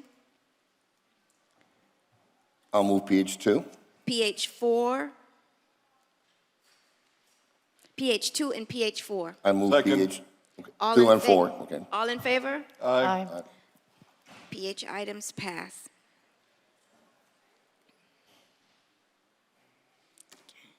We are now on our RE items. May I have a motion? Move. Second. Okay, let me read it for the record. For RE 1, 2, 5, 6, 8, 9, 10, 11, 12,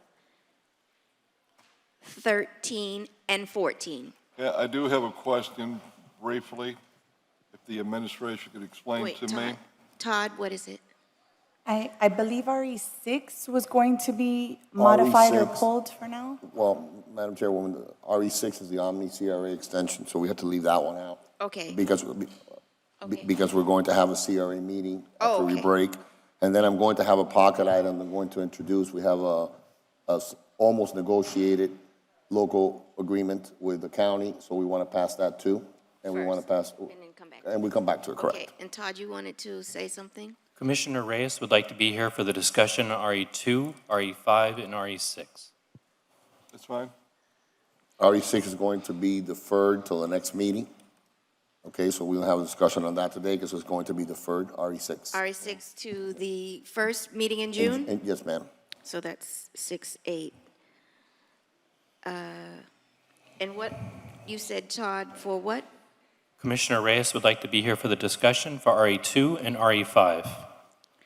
RE2 and RE5. Okay, so may I have a motion to pass RE1, Four. RE4, no, that's No, RE4 was deferred. deferred. Deferred, That's, sorry, okay, so RE1, Yeah.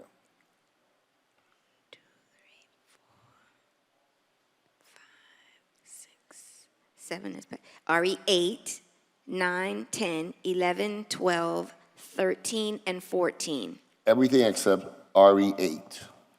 Everything except RE2 and RE2 and RE5 and RE6. And RE4 is deferred too, right? Yes. Okay. All right. And, I'm sorry, and the police captain position, I want to get was RE8. I want to get clarification from the police department, Okay.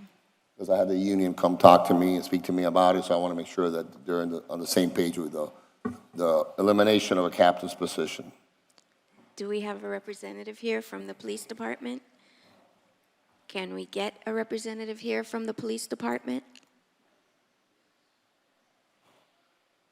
Madam Chair? And from the police union also, please. He's right there. May I suggest we table that item Okay. and handle the rest Yes. while we wait for them? So we could table it, but not defer it, just table it. Okay. And we get back to it. Okay, the I know. RE10, is that on? Yes. They're Okay, here. I do have a question in RE10. Okay, let's take up RE8? RE8. Yeah. Let's see.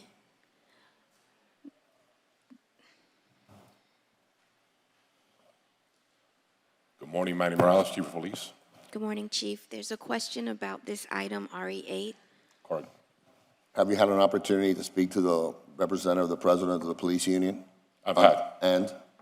So it's always a best-case scenario to maintain the position. The reason that we asked to reallocate or reclassify the vacant budgeted captain position into the lieutenant spot was in order to maintain our current budget and to comply with civil service rules, as one member who was on military leave returned, was able to take the lieutenant's test, has now scored high enough that he is required to be promoted as of June of 2022. So he passed the exam, basically. And scored high enough scored high to enough. have merited So being promoted. why not just add one position instead? I'm always reluctant to eliminate police positions, and that's what you're doing.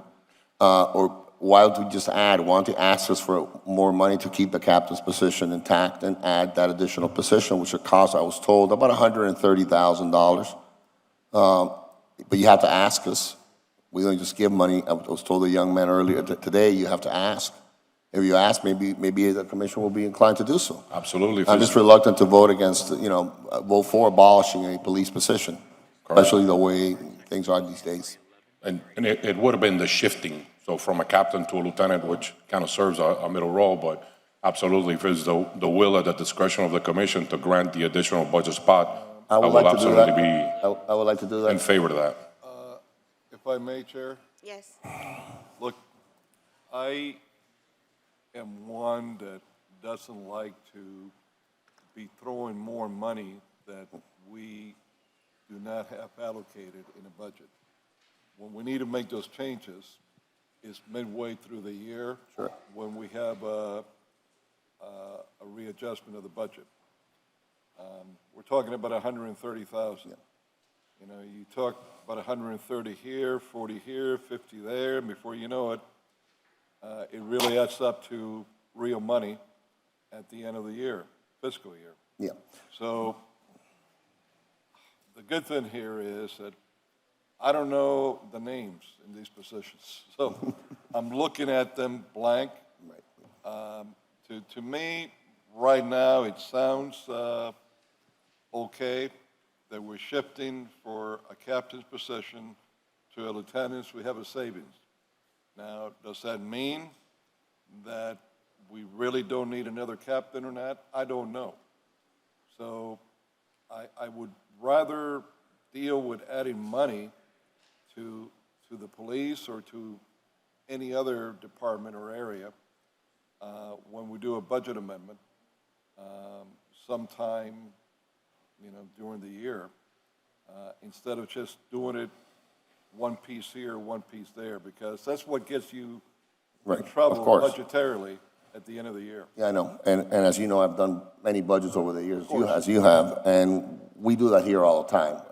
We don't always wait for a specific day to allocate additional dollars as needed. For me, something as important as a police department, when I read, abolishing a position, and there was a discrepancy as to an actually abolishment of a position, then that concerned me.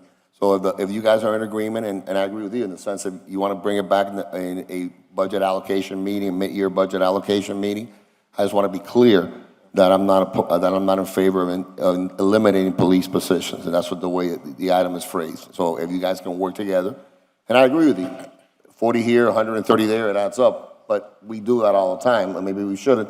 Maybe we should set policy here that we say twice a year or 3 times a year, unless it's an emergency, and say, this is when we do it. I don't know if we've been doing it or not, but. We have been. We Well, do it all the time. You're gonna have to show me where. Well, you've been doing it for 20-something years, but I did it in Tallahassee too. But the idea will be, yes, I agree with you that you want to wait for another time to do it. I just want to make sure that the record reflects that we're not voting to abolish it. Look, I don't Yeah. mind going either way. If we really do need a captain's position with a lieutenant. Right. That's not the issue here. I just want to be able to see all the changes that we need to make and where we're going to readjust the dollars from. So we'll wait for the appropriate time.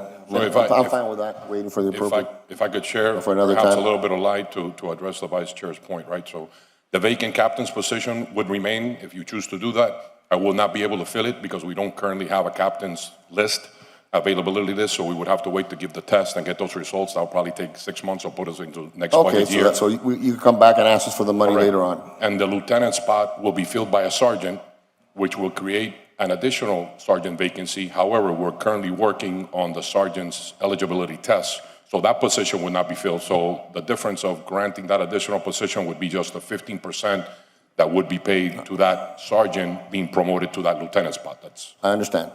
So I'll leave it as is, and I'll include it in the motion. And Can did I- you have a question? Yeah, on 10.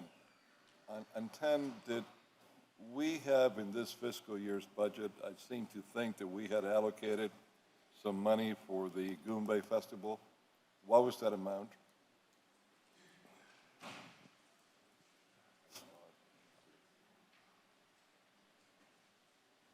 I'm asking the CFO to come and provide the response. I just want to make sure we're doing the same thing, that. I believe, might Commissioner be Carollo, coming- that is a standard. Yeah, it might be coming from that money, so. Do you need a portable microphone so you can? No, I'm good, thank you. What was your question, sir? Larry, Well, he can always lower the microphone. It's not a problem, right? It's flexible, right? Bring it down a little. Boy, the jokes, the jokes. She started it.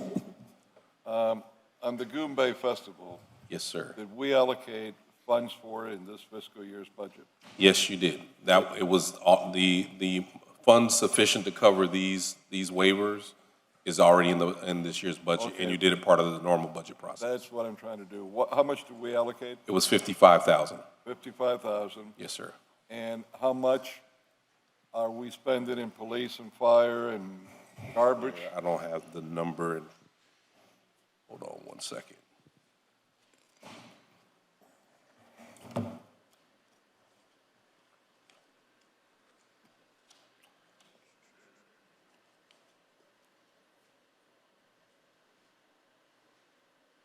Is that RE10? Yeah.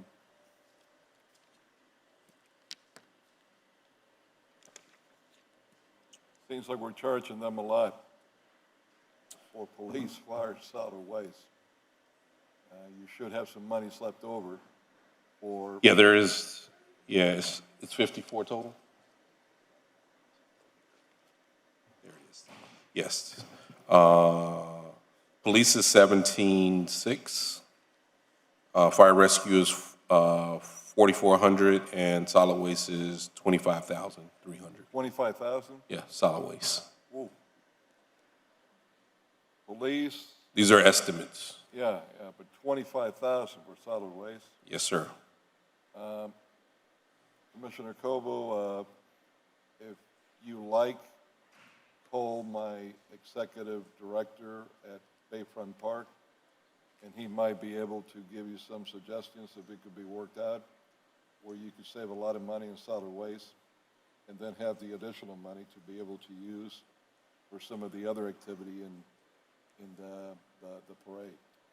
I understand, Commissioner Carollo, I appreciate it, but at this time, I do believe that it has been a standard practice, and it's really important for our Bahamian community to move forward with this event. No.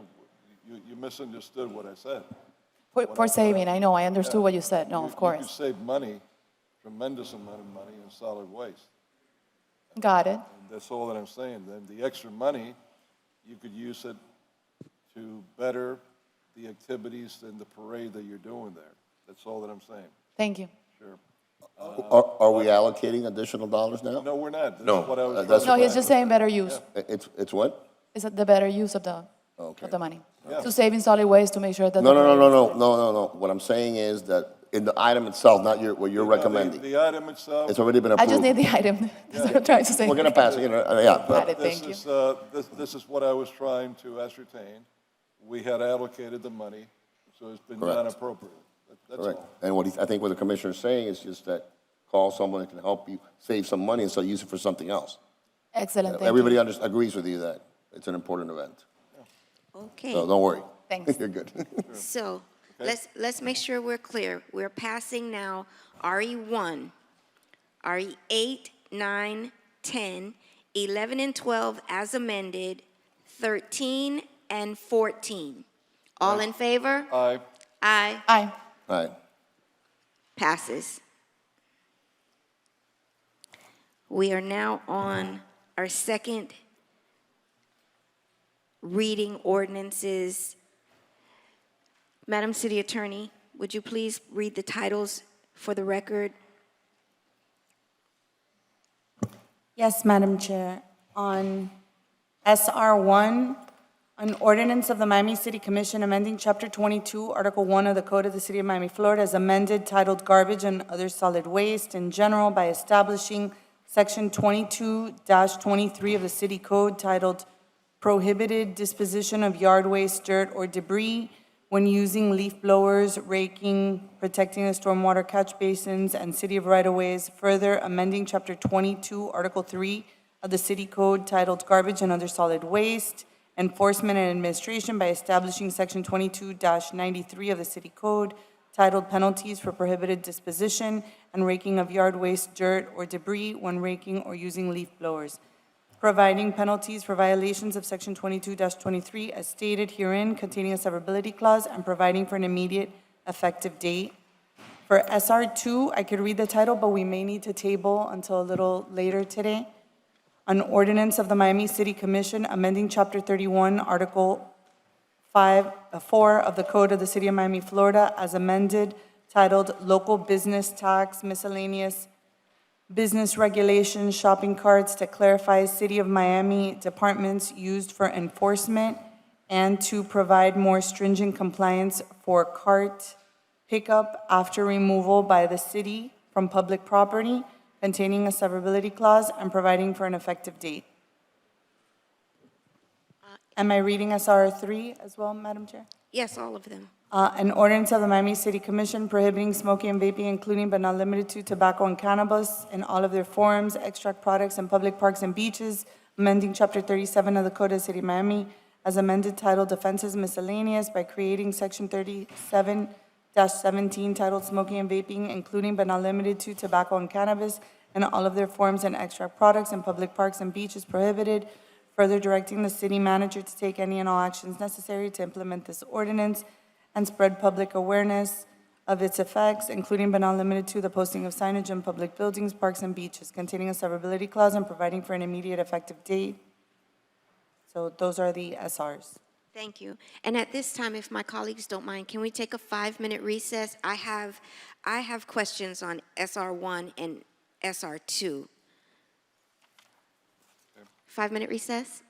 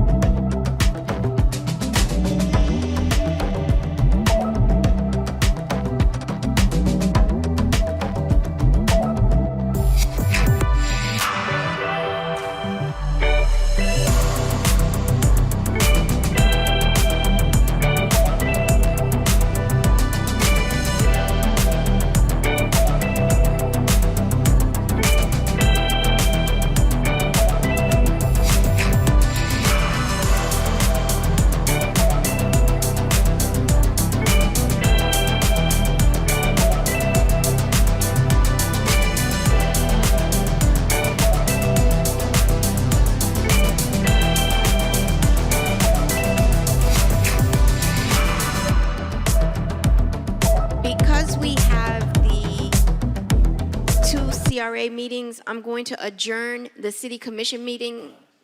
We're already in recess from the city commission meeting, so you can begin with the Omni. Oh, okay. Yeah, So- we're in recess. Okay, that's true.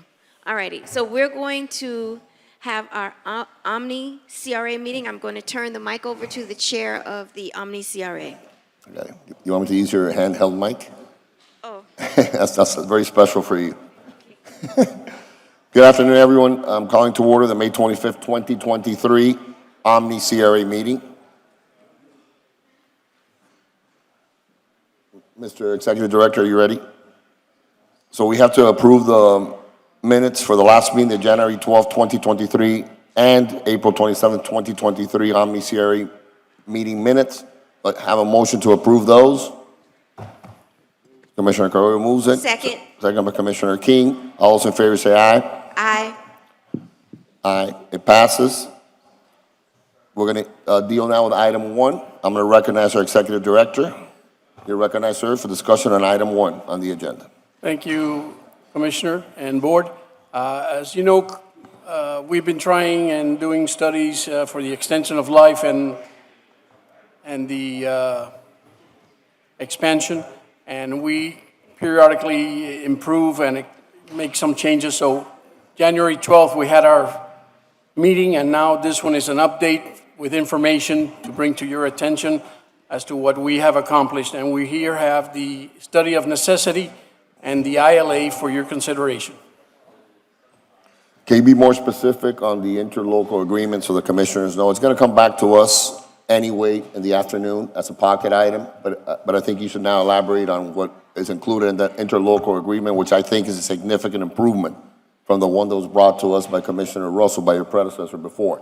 And go into the highlights of the important differences and how we're getting a lot more dollars for our county, for our city, I'm sorry, from the county. Yes, Commissioner. The principal and most important factors of interlocal amendment, second amendment, is that we are asking to reduce the TIF payback to the county from 35% to 25%, which is a substantial amount.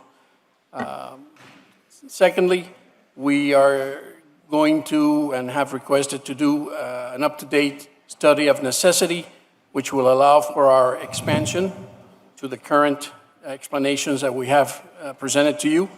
And then we will be contributing to the quality of life funding for projects to businesses and other entities. And that's pretty... Well, there's more to it than that. We do not have a county commissioner sitting on our board. It'll remain a city, a full, wholly city entity. It'll be the city commission, in other words. We're also increasing the amount of dollars for affordable housing to $300 million through the course of the extension, a significant and unprecedented amount for affordable housing in our community, in our city. So, you know, it's, and then we also have, what's the additional issue that we have that we made significant progress on? The underdeck, we're going to be... We're going to be I'm sorry, I think in conjunction with the Overtown CRA, we haven't voted on it, but we're going to do additional funding for the maintenance of the underdeck so it doesn't become, we're not putting a specific amount there yet. I'll come back to the commission later on. But we're going to share the responsibility of maintaining the underdeck once it's built, because we don't want it to turn into a homeless camp, or we want to have the lighting and the maintenance, and there's a significant amount of money that will be allocated to that. We continue with our obligation to Bayfront Park with the same amount, $2 million a year. We continue with all other obligations as they were, except with the reductions that he talked about, and then we are considering other changes that lessens the amount of funding for the Port Tunnel and lessens the amount of funding for the Adrian Arts Center, so we can increase the amount of funding for the affordable housing program and the dollars we're allocating to that. But those last two issues are being debated with the county staff. What's important is that the previous issues, including the 35 to 25, the county staff has already agreed that they're willing to take that hit. So that's why I think it's significant progress. And also, in light of what the Overtown CRA did also, there will not be a county commissioner sitting on our board. So it's kind of models that, the Overtown CRA's extension program. So we have autonomy to do with our city funds as we choose, and we don't have to give away that much. A lot of these projects that we had in the previous interlocal agreement were really luxury projects that were funded. The Port Tunnel, the Adrian Arts Center, and all these things. And to me, that's not the purpose of a community redevelopment agency. Parks, affordable housing, things of that nature, it is the fundamental role of a CRA. So we were very clear in our conversations with the county, which has been going on for almost a year now, to get to that particular point. Sorry. My direct question is, are they going to have a commissioner from the county in the No. board or not? Okay. No, that will not happen.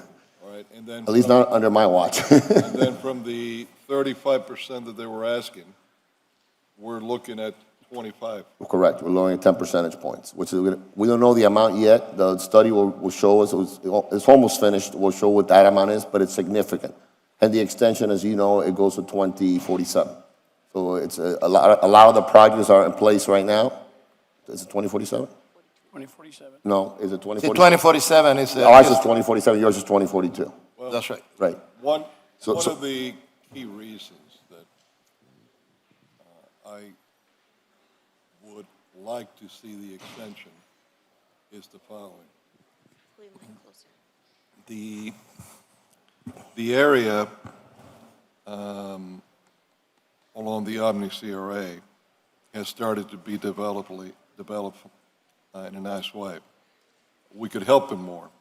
Yes, But sir. also, I believe that we could use a significant amount of that money in helping the Omni CRA through the rest of the city by being able to provide, whether it's people mover, Metro Rail, whatever you want to call it, a system of connecting our whole city. That a big part of the foundation of the financing could come from the Omni CRA. And while, yes, you're building outside of the Omni CRA, all roads lead to Rome.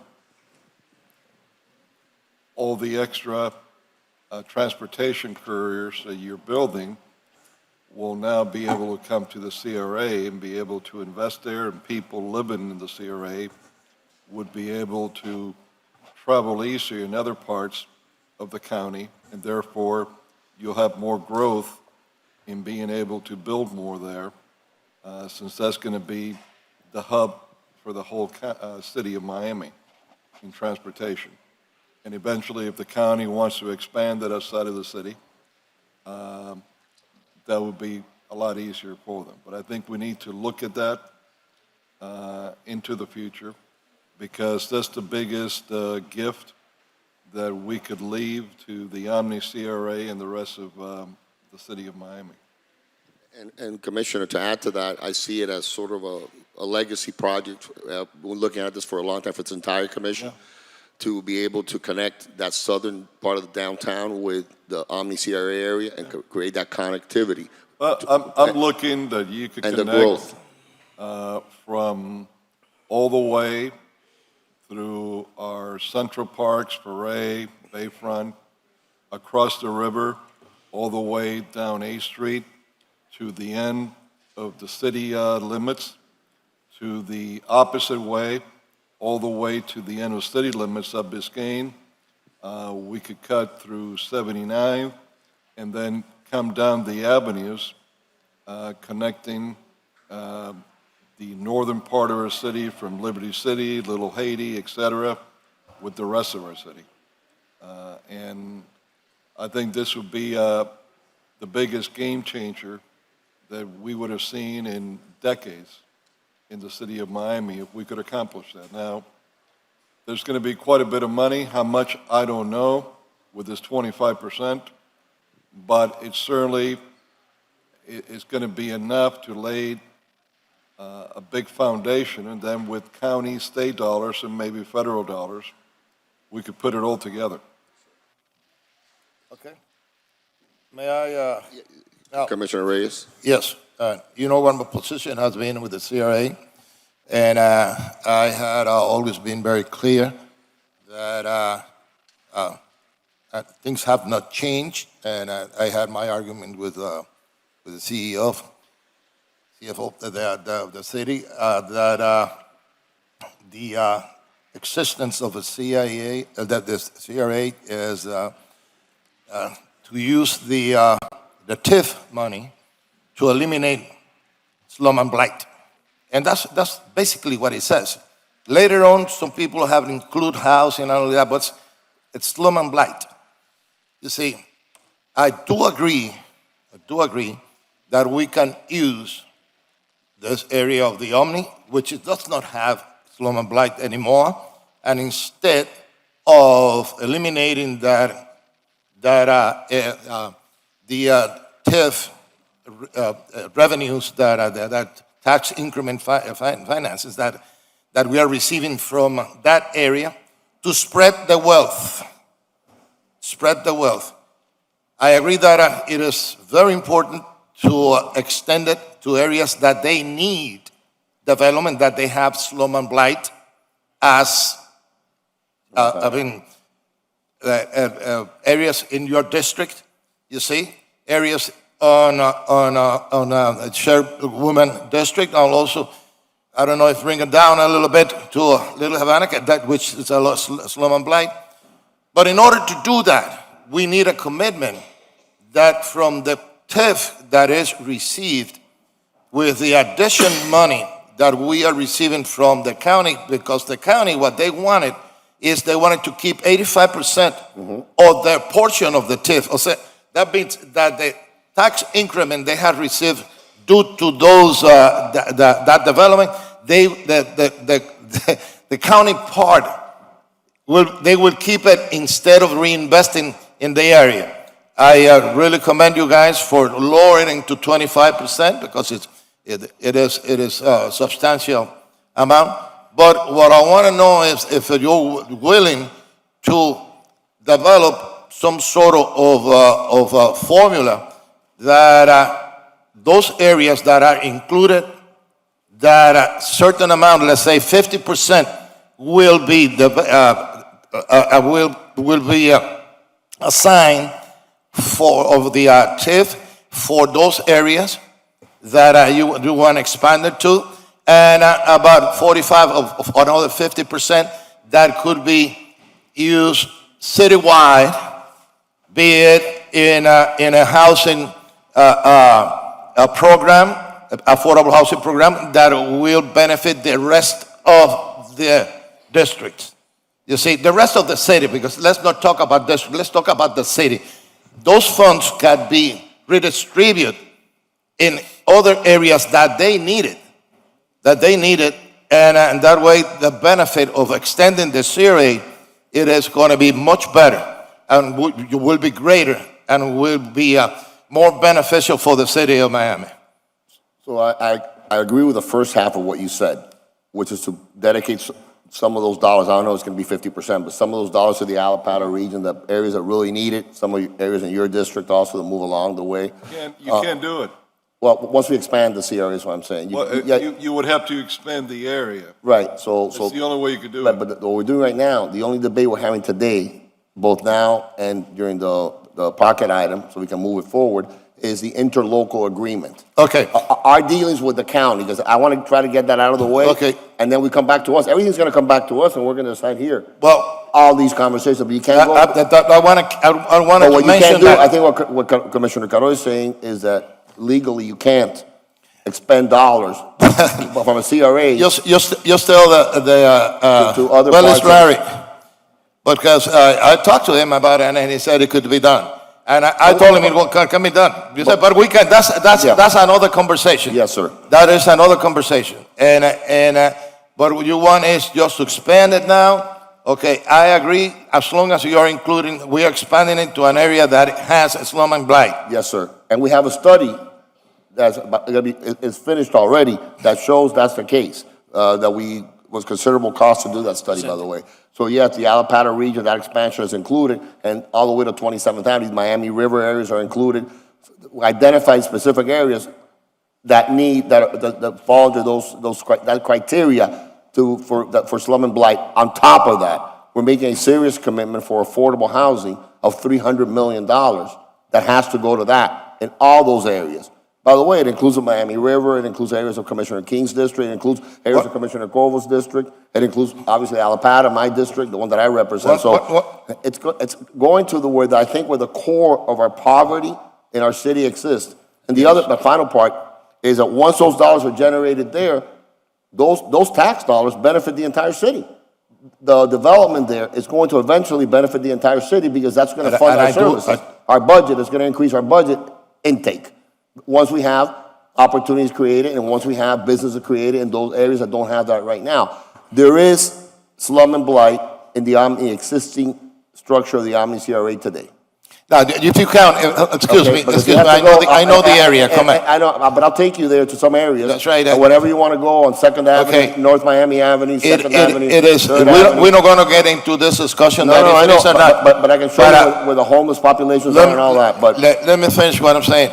I believe in the purpose of the principle of the CRA, and that is, and I told Larry, is that if you are going to expand, you have to start from scratch again. I just said, no, I know. I was the economist of the first CRA that was created in the city of Miami, which was Overtown Park West. And I know what is the purpose of the CRA and why even the state and the legislature has eliminated a bunch of them because of it has gone beyond the purpose and the objective that wanted to meet. What I'm saying is that we should use, and I do agree, we should use the revenues that we are getting from the CRA in order to develop areas like Alapata, okay? Areas like Liberty City that they need it.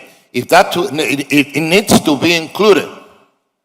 If it needs to be included, let's include them. If not, what Larry told me, Larry, come here. We have to have this conversation, and I want you to be ready because this is not what you told me when we met. Now we're going to vote in expanding it, but please make sure when you bring the proposal that we talked about it, you make have it clear, okay? This is all I have to say, and let's vote on it. thank you, Commissioner.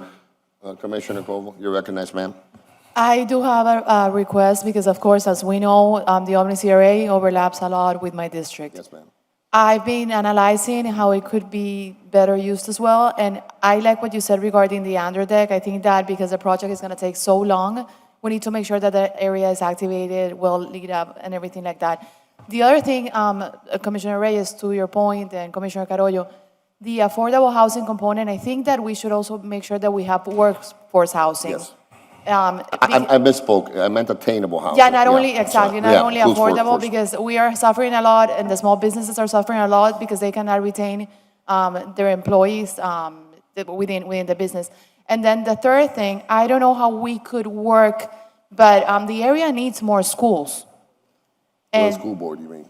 With the school board, but like to try and make sure that we're mediating the right way to see, like if we do it with the transit system, I think the schooling is also part of making this area much more, not only likable, but sustainable. One was under deck. What was two? Under deck, workforce housing. The workforce. And mediating for schooling, for impact fees that could go towards that, and money that could go towards that. And I think those would be my three concerns. And if you could share the study that you would say for the maps, I think that would also be relevant. What we're going to do is I'm going to have Mr. Spring and Mr. Gonzalez meet with you and your staff and go through these concerns. And but what we're doing right now, so you know, is only the interlocal agreement, the extension, and from the CRA perspective, right? Then we go to the city commission, and then it's got to go to the county commission. Well, you know the process. But the interlocal agreement is what gives me the weight to continue my negotiations with the county to try to get a better deal for the city. So I would love to have a unanimous vote today.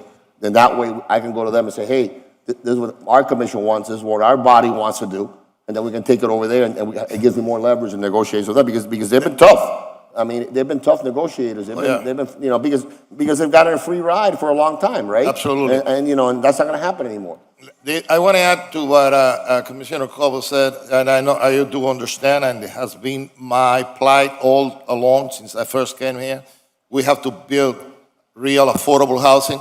No, this 100%. workforce 140 and 120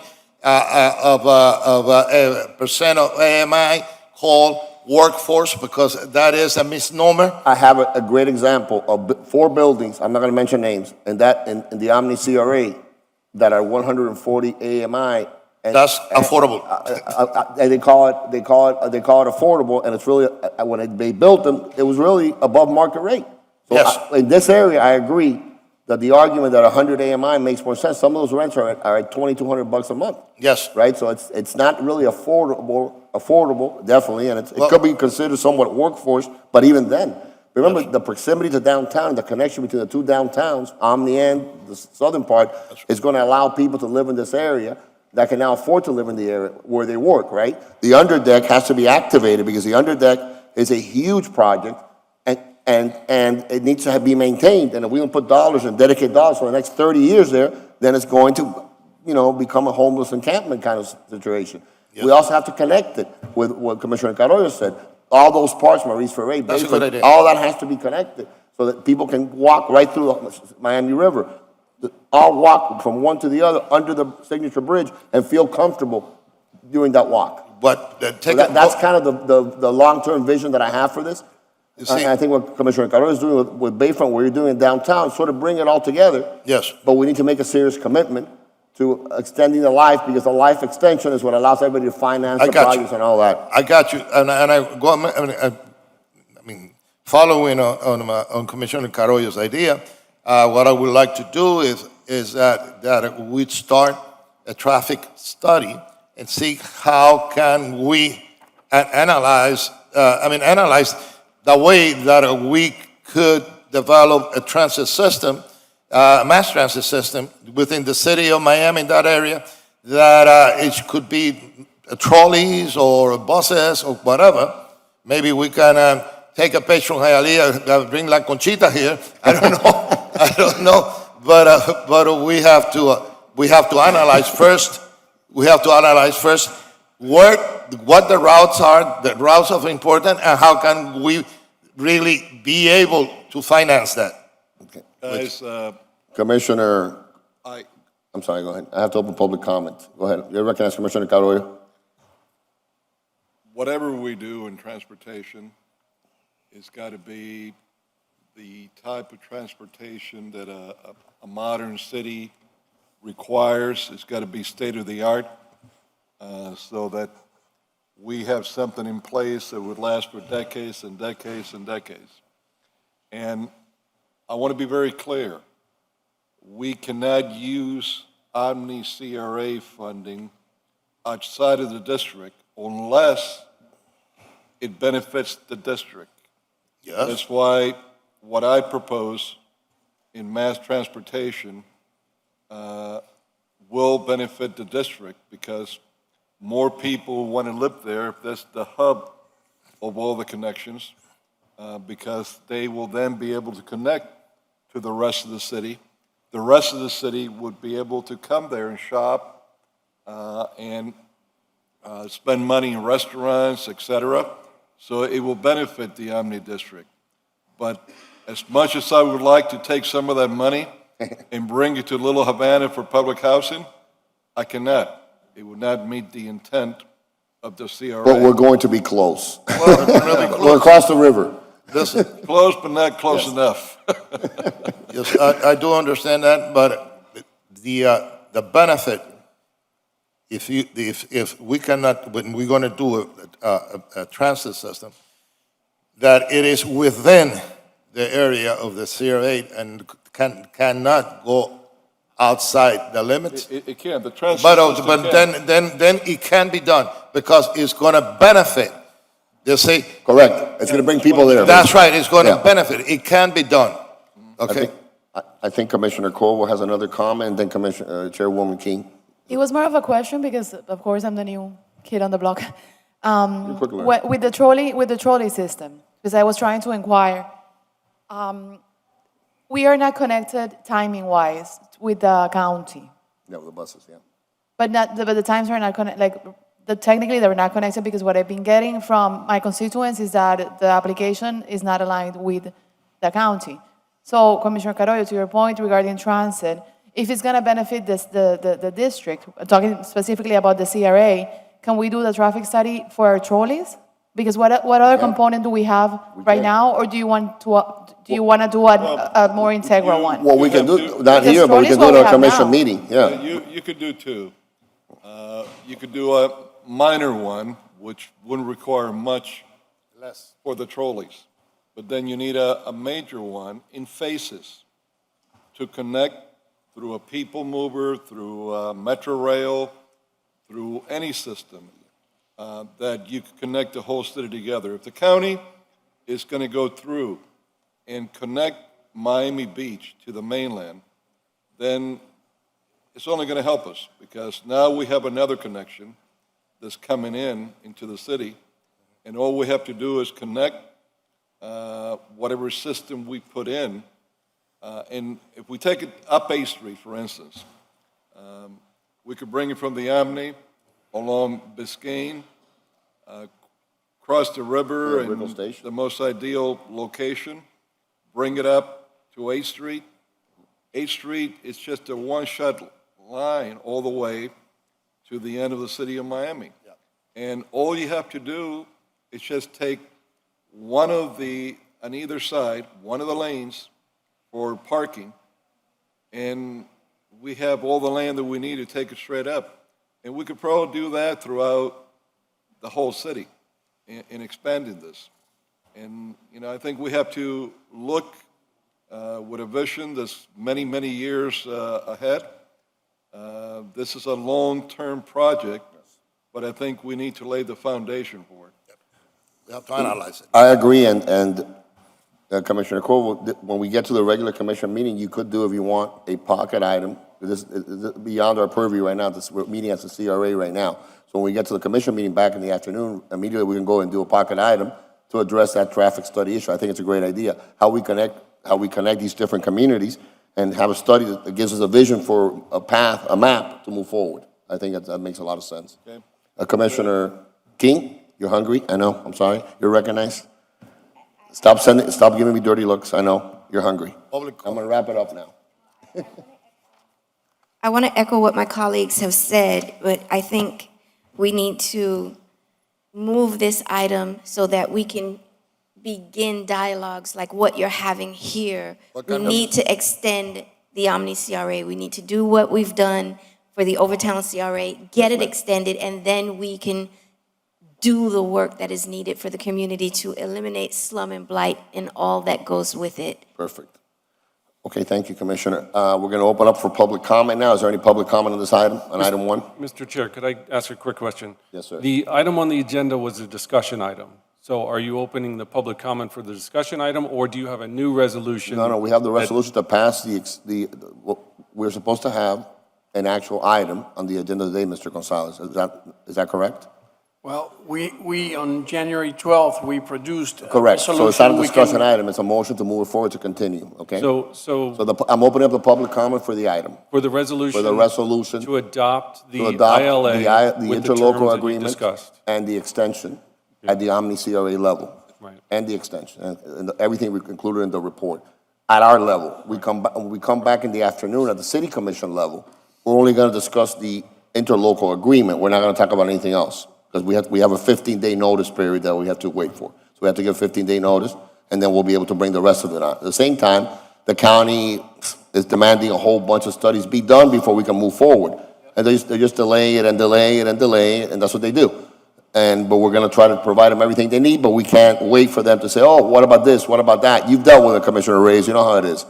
But I think we made significant progress in getting them to accept that they're not gonna continue to take 35% of our dollars and to use the CRA, as you say, for other items than what they were originally intended to be used for. So that's sort of where we are. It's gonna be probably a 3 or 4 step process. here in the city, out at the different levels, right? The Omni CRA level, at the city level, and at the county level. And there'll be a lot of discussion left, but this is just only the beginning. So that's moved by Commissioner Carollo, seconded by Commissioner King. We're going to open the resolution for public comment. Is there any public comment? Seeing none, the public comment period is closed.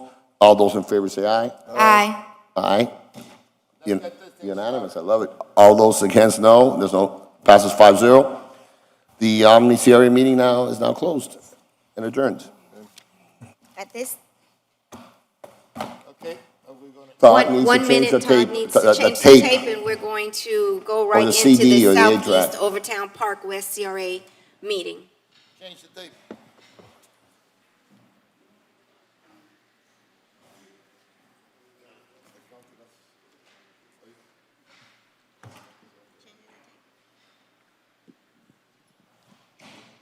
Chair, we're good to go. Good afternoon, everyone. We are now going to begin the Southeast Overtown Park West CRA meeting for May 25th, 2023. I will turn the meeting over to our Executive Director, Mr. James D. McQueen.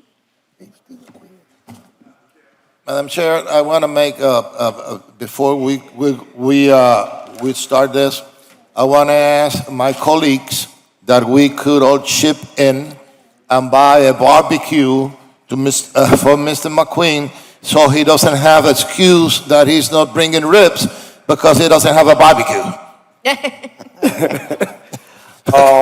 Well, it just so happens, Commissioner Reyes, that I happen to have now for lunch, when we take our lunch break, barbecue ribs in my office. Thank you very much. I'm glad to You hear can that. come and, It's coming you can from enjoy there? it. So we have barbecue ribs from Flanagan's. Oh, from Flanagan's. From Flanagan's, and then we have sushi, which I know Commissioner King loves sushi in my office too. Thank So you we- very much. So we have like our own version of surf and turf today.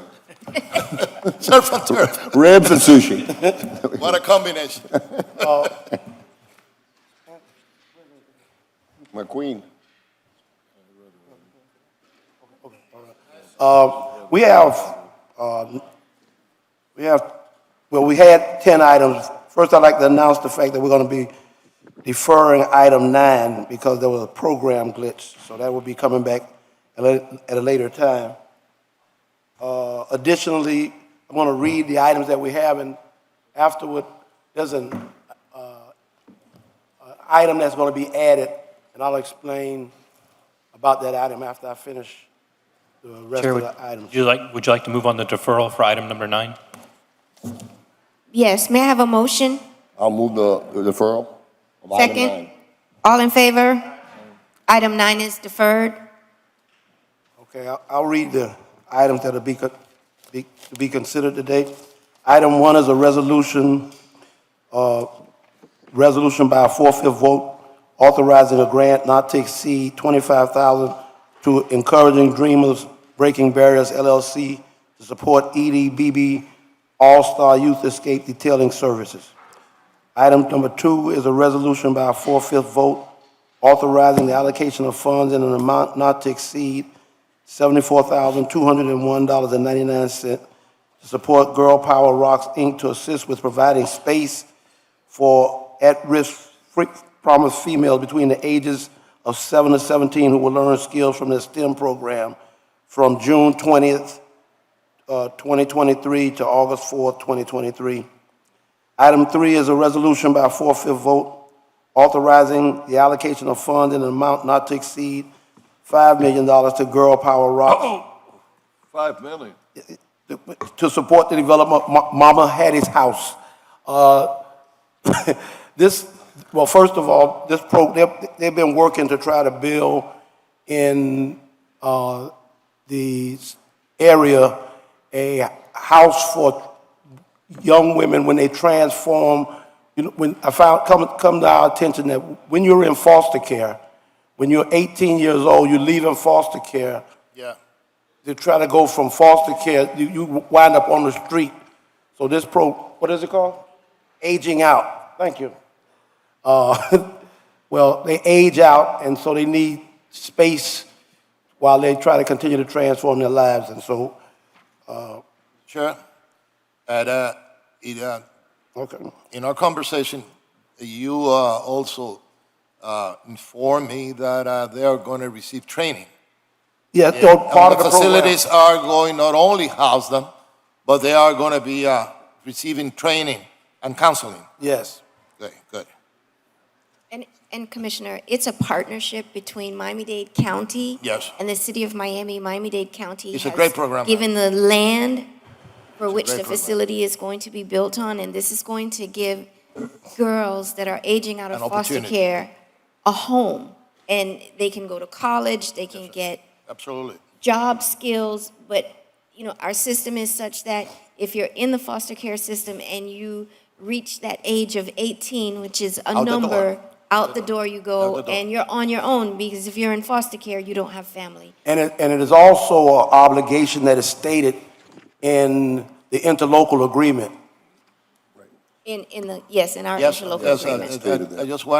I just wanted to stress that because I wanted everybody to know that this is not only a facility that is going to house Right. the girls after they're kicked out of foster home. Now, they are going to be trained, they are going to be counseled, and they're going to be helped, you see? And that is very important because that way we can facilitating their entrance into the labor force, et cetera, et cetera.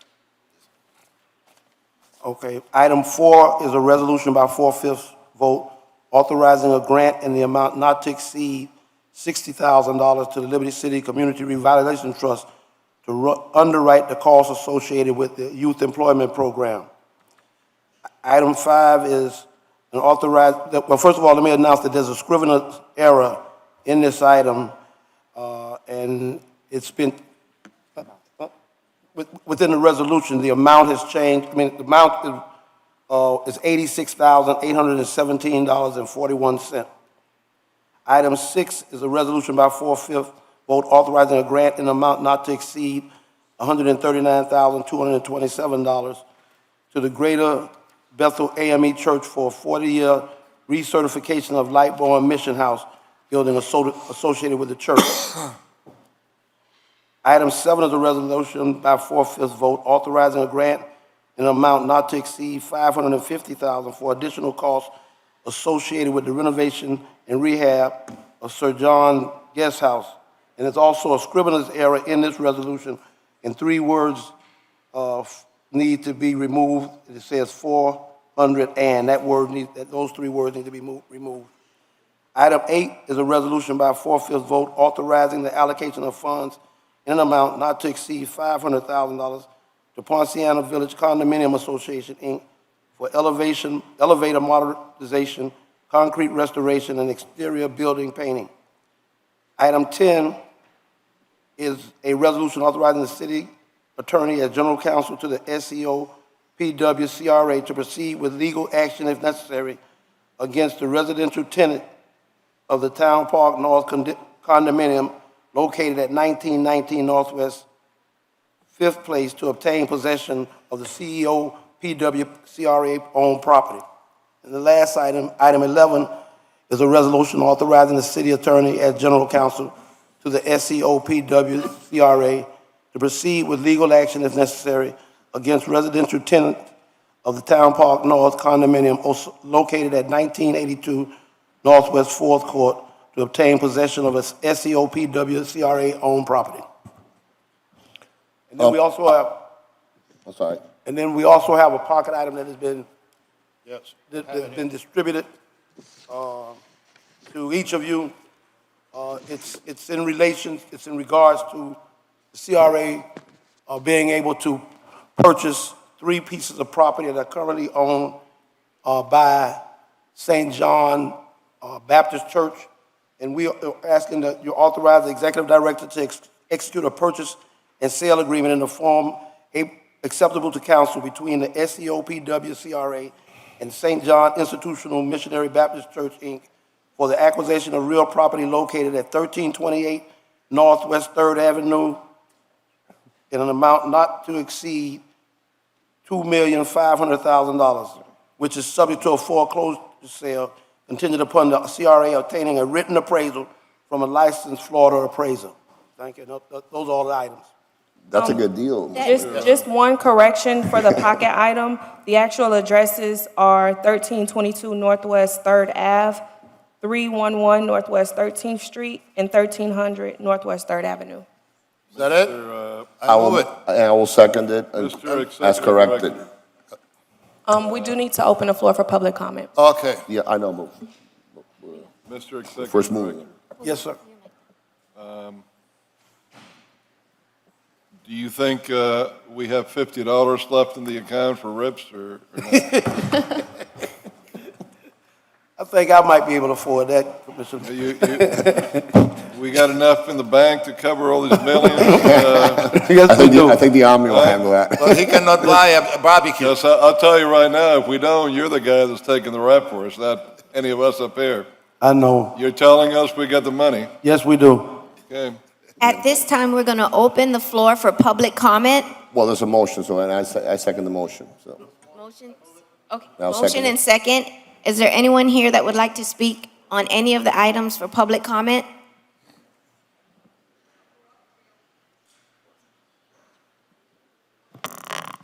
Great Rising Kings and Queens, how y'all doing this morning? My name is Brother Ijamin Gray. I am the CEO of Encouraging Dreamers Breaking Barriers, located at 1490 Northwest 3rd Avenue. I want to take this time out to thank everybody that has supported us, that has helped me to empower our youth to transform their mindset. Here today, we want to thank the CRA for supporting us, giving us some funds.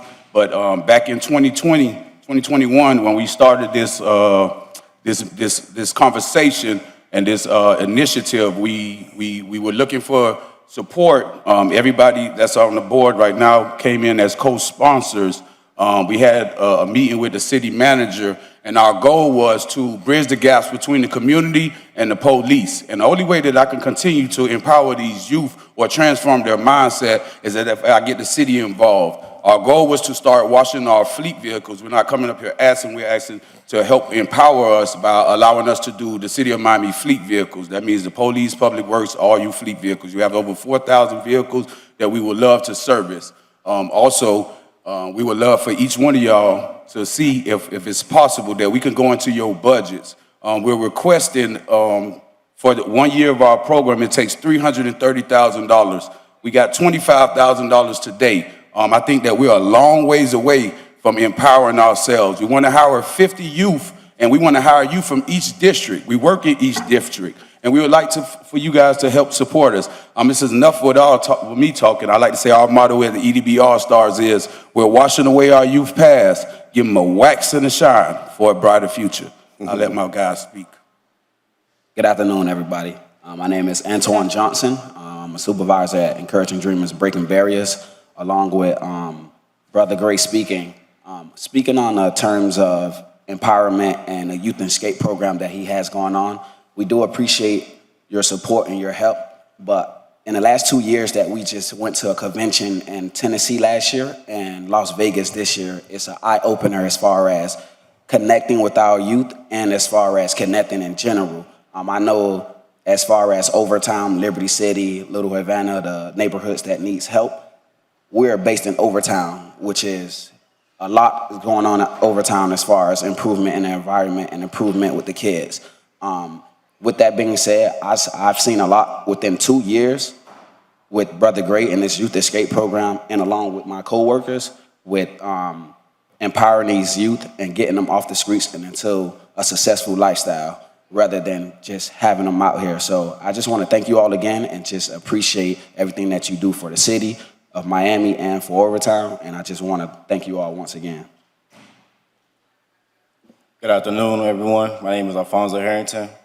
Being a part of this amazing Carl Ross group, the Encouraging Dreamers Breaking Barriers, is something I dreamed of being a part of, because not only do we put in the work to make our customers and contracts happy, we come in and leave our job knowing we have an opportunity to make a change within not only ourselves, but our community and our youth especially. As a team, we strive to help our youth grow up to make the right decision, continuing with this group for over 2.5 years. Just my time with EDBB has been an eye-opener to all the great things left out there in the future that we can accomplish, and I hope we have you guys' support to help us build on what we already have in store. Thank you. Thank you. And I think you guys are all coming to my office right after this, right? Okay. I didn't order ribs for you, but we have some available. We'll see. We'll try to work it out. Let me see.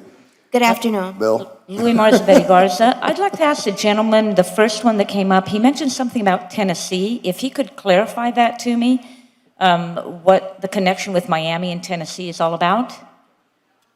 So currently, we're a small business right now, and we have businesses such as Podium, Stinger, $1 million businesses that's trying to partner with us. And being that we're based down here, they want us to expand, but we can't expand without any expenses or any help from our city of Miami. So the connection between Tennessee and Miami would be the same thing that we're having down here, the Youth Escape Program. They want us to have it up there in Tennessee, also in Las Vegas. So with that being said, I just want us as a whole to connect states, cities, neighborhoods, and ethnicities. So that's the connection. Anytime. Is there anyone else here for public comment? Seeing none, the public comment period is closed. I have a motion and a second. All in favor? Aye. Aye. Aye. Motion carries unanimously. Thank you. And that's with items 5 and 7 being amended. Correct. It is now 1 o'clock. We'll resume at 3 o'clock.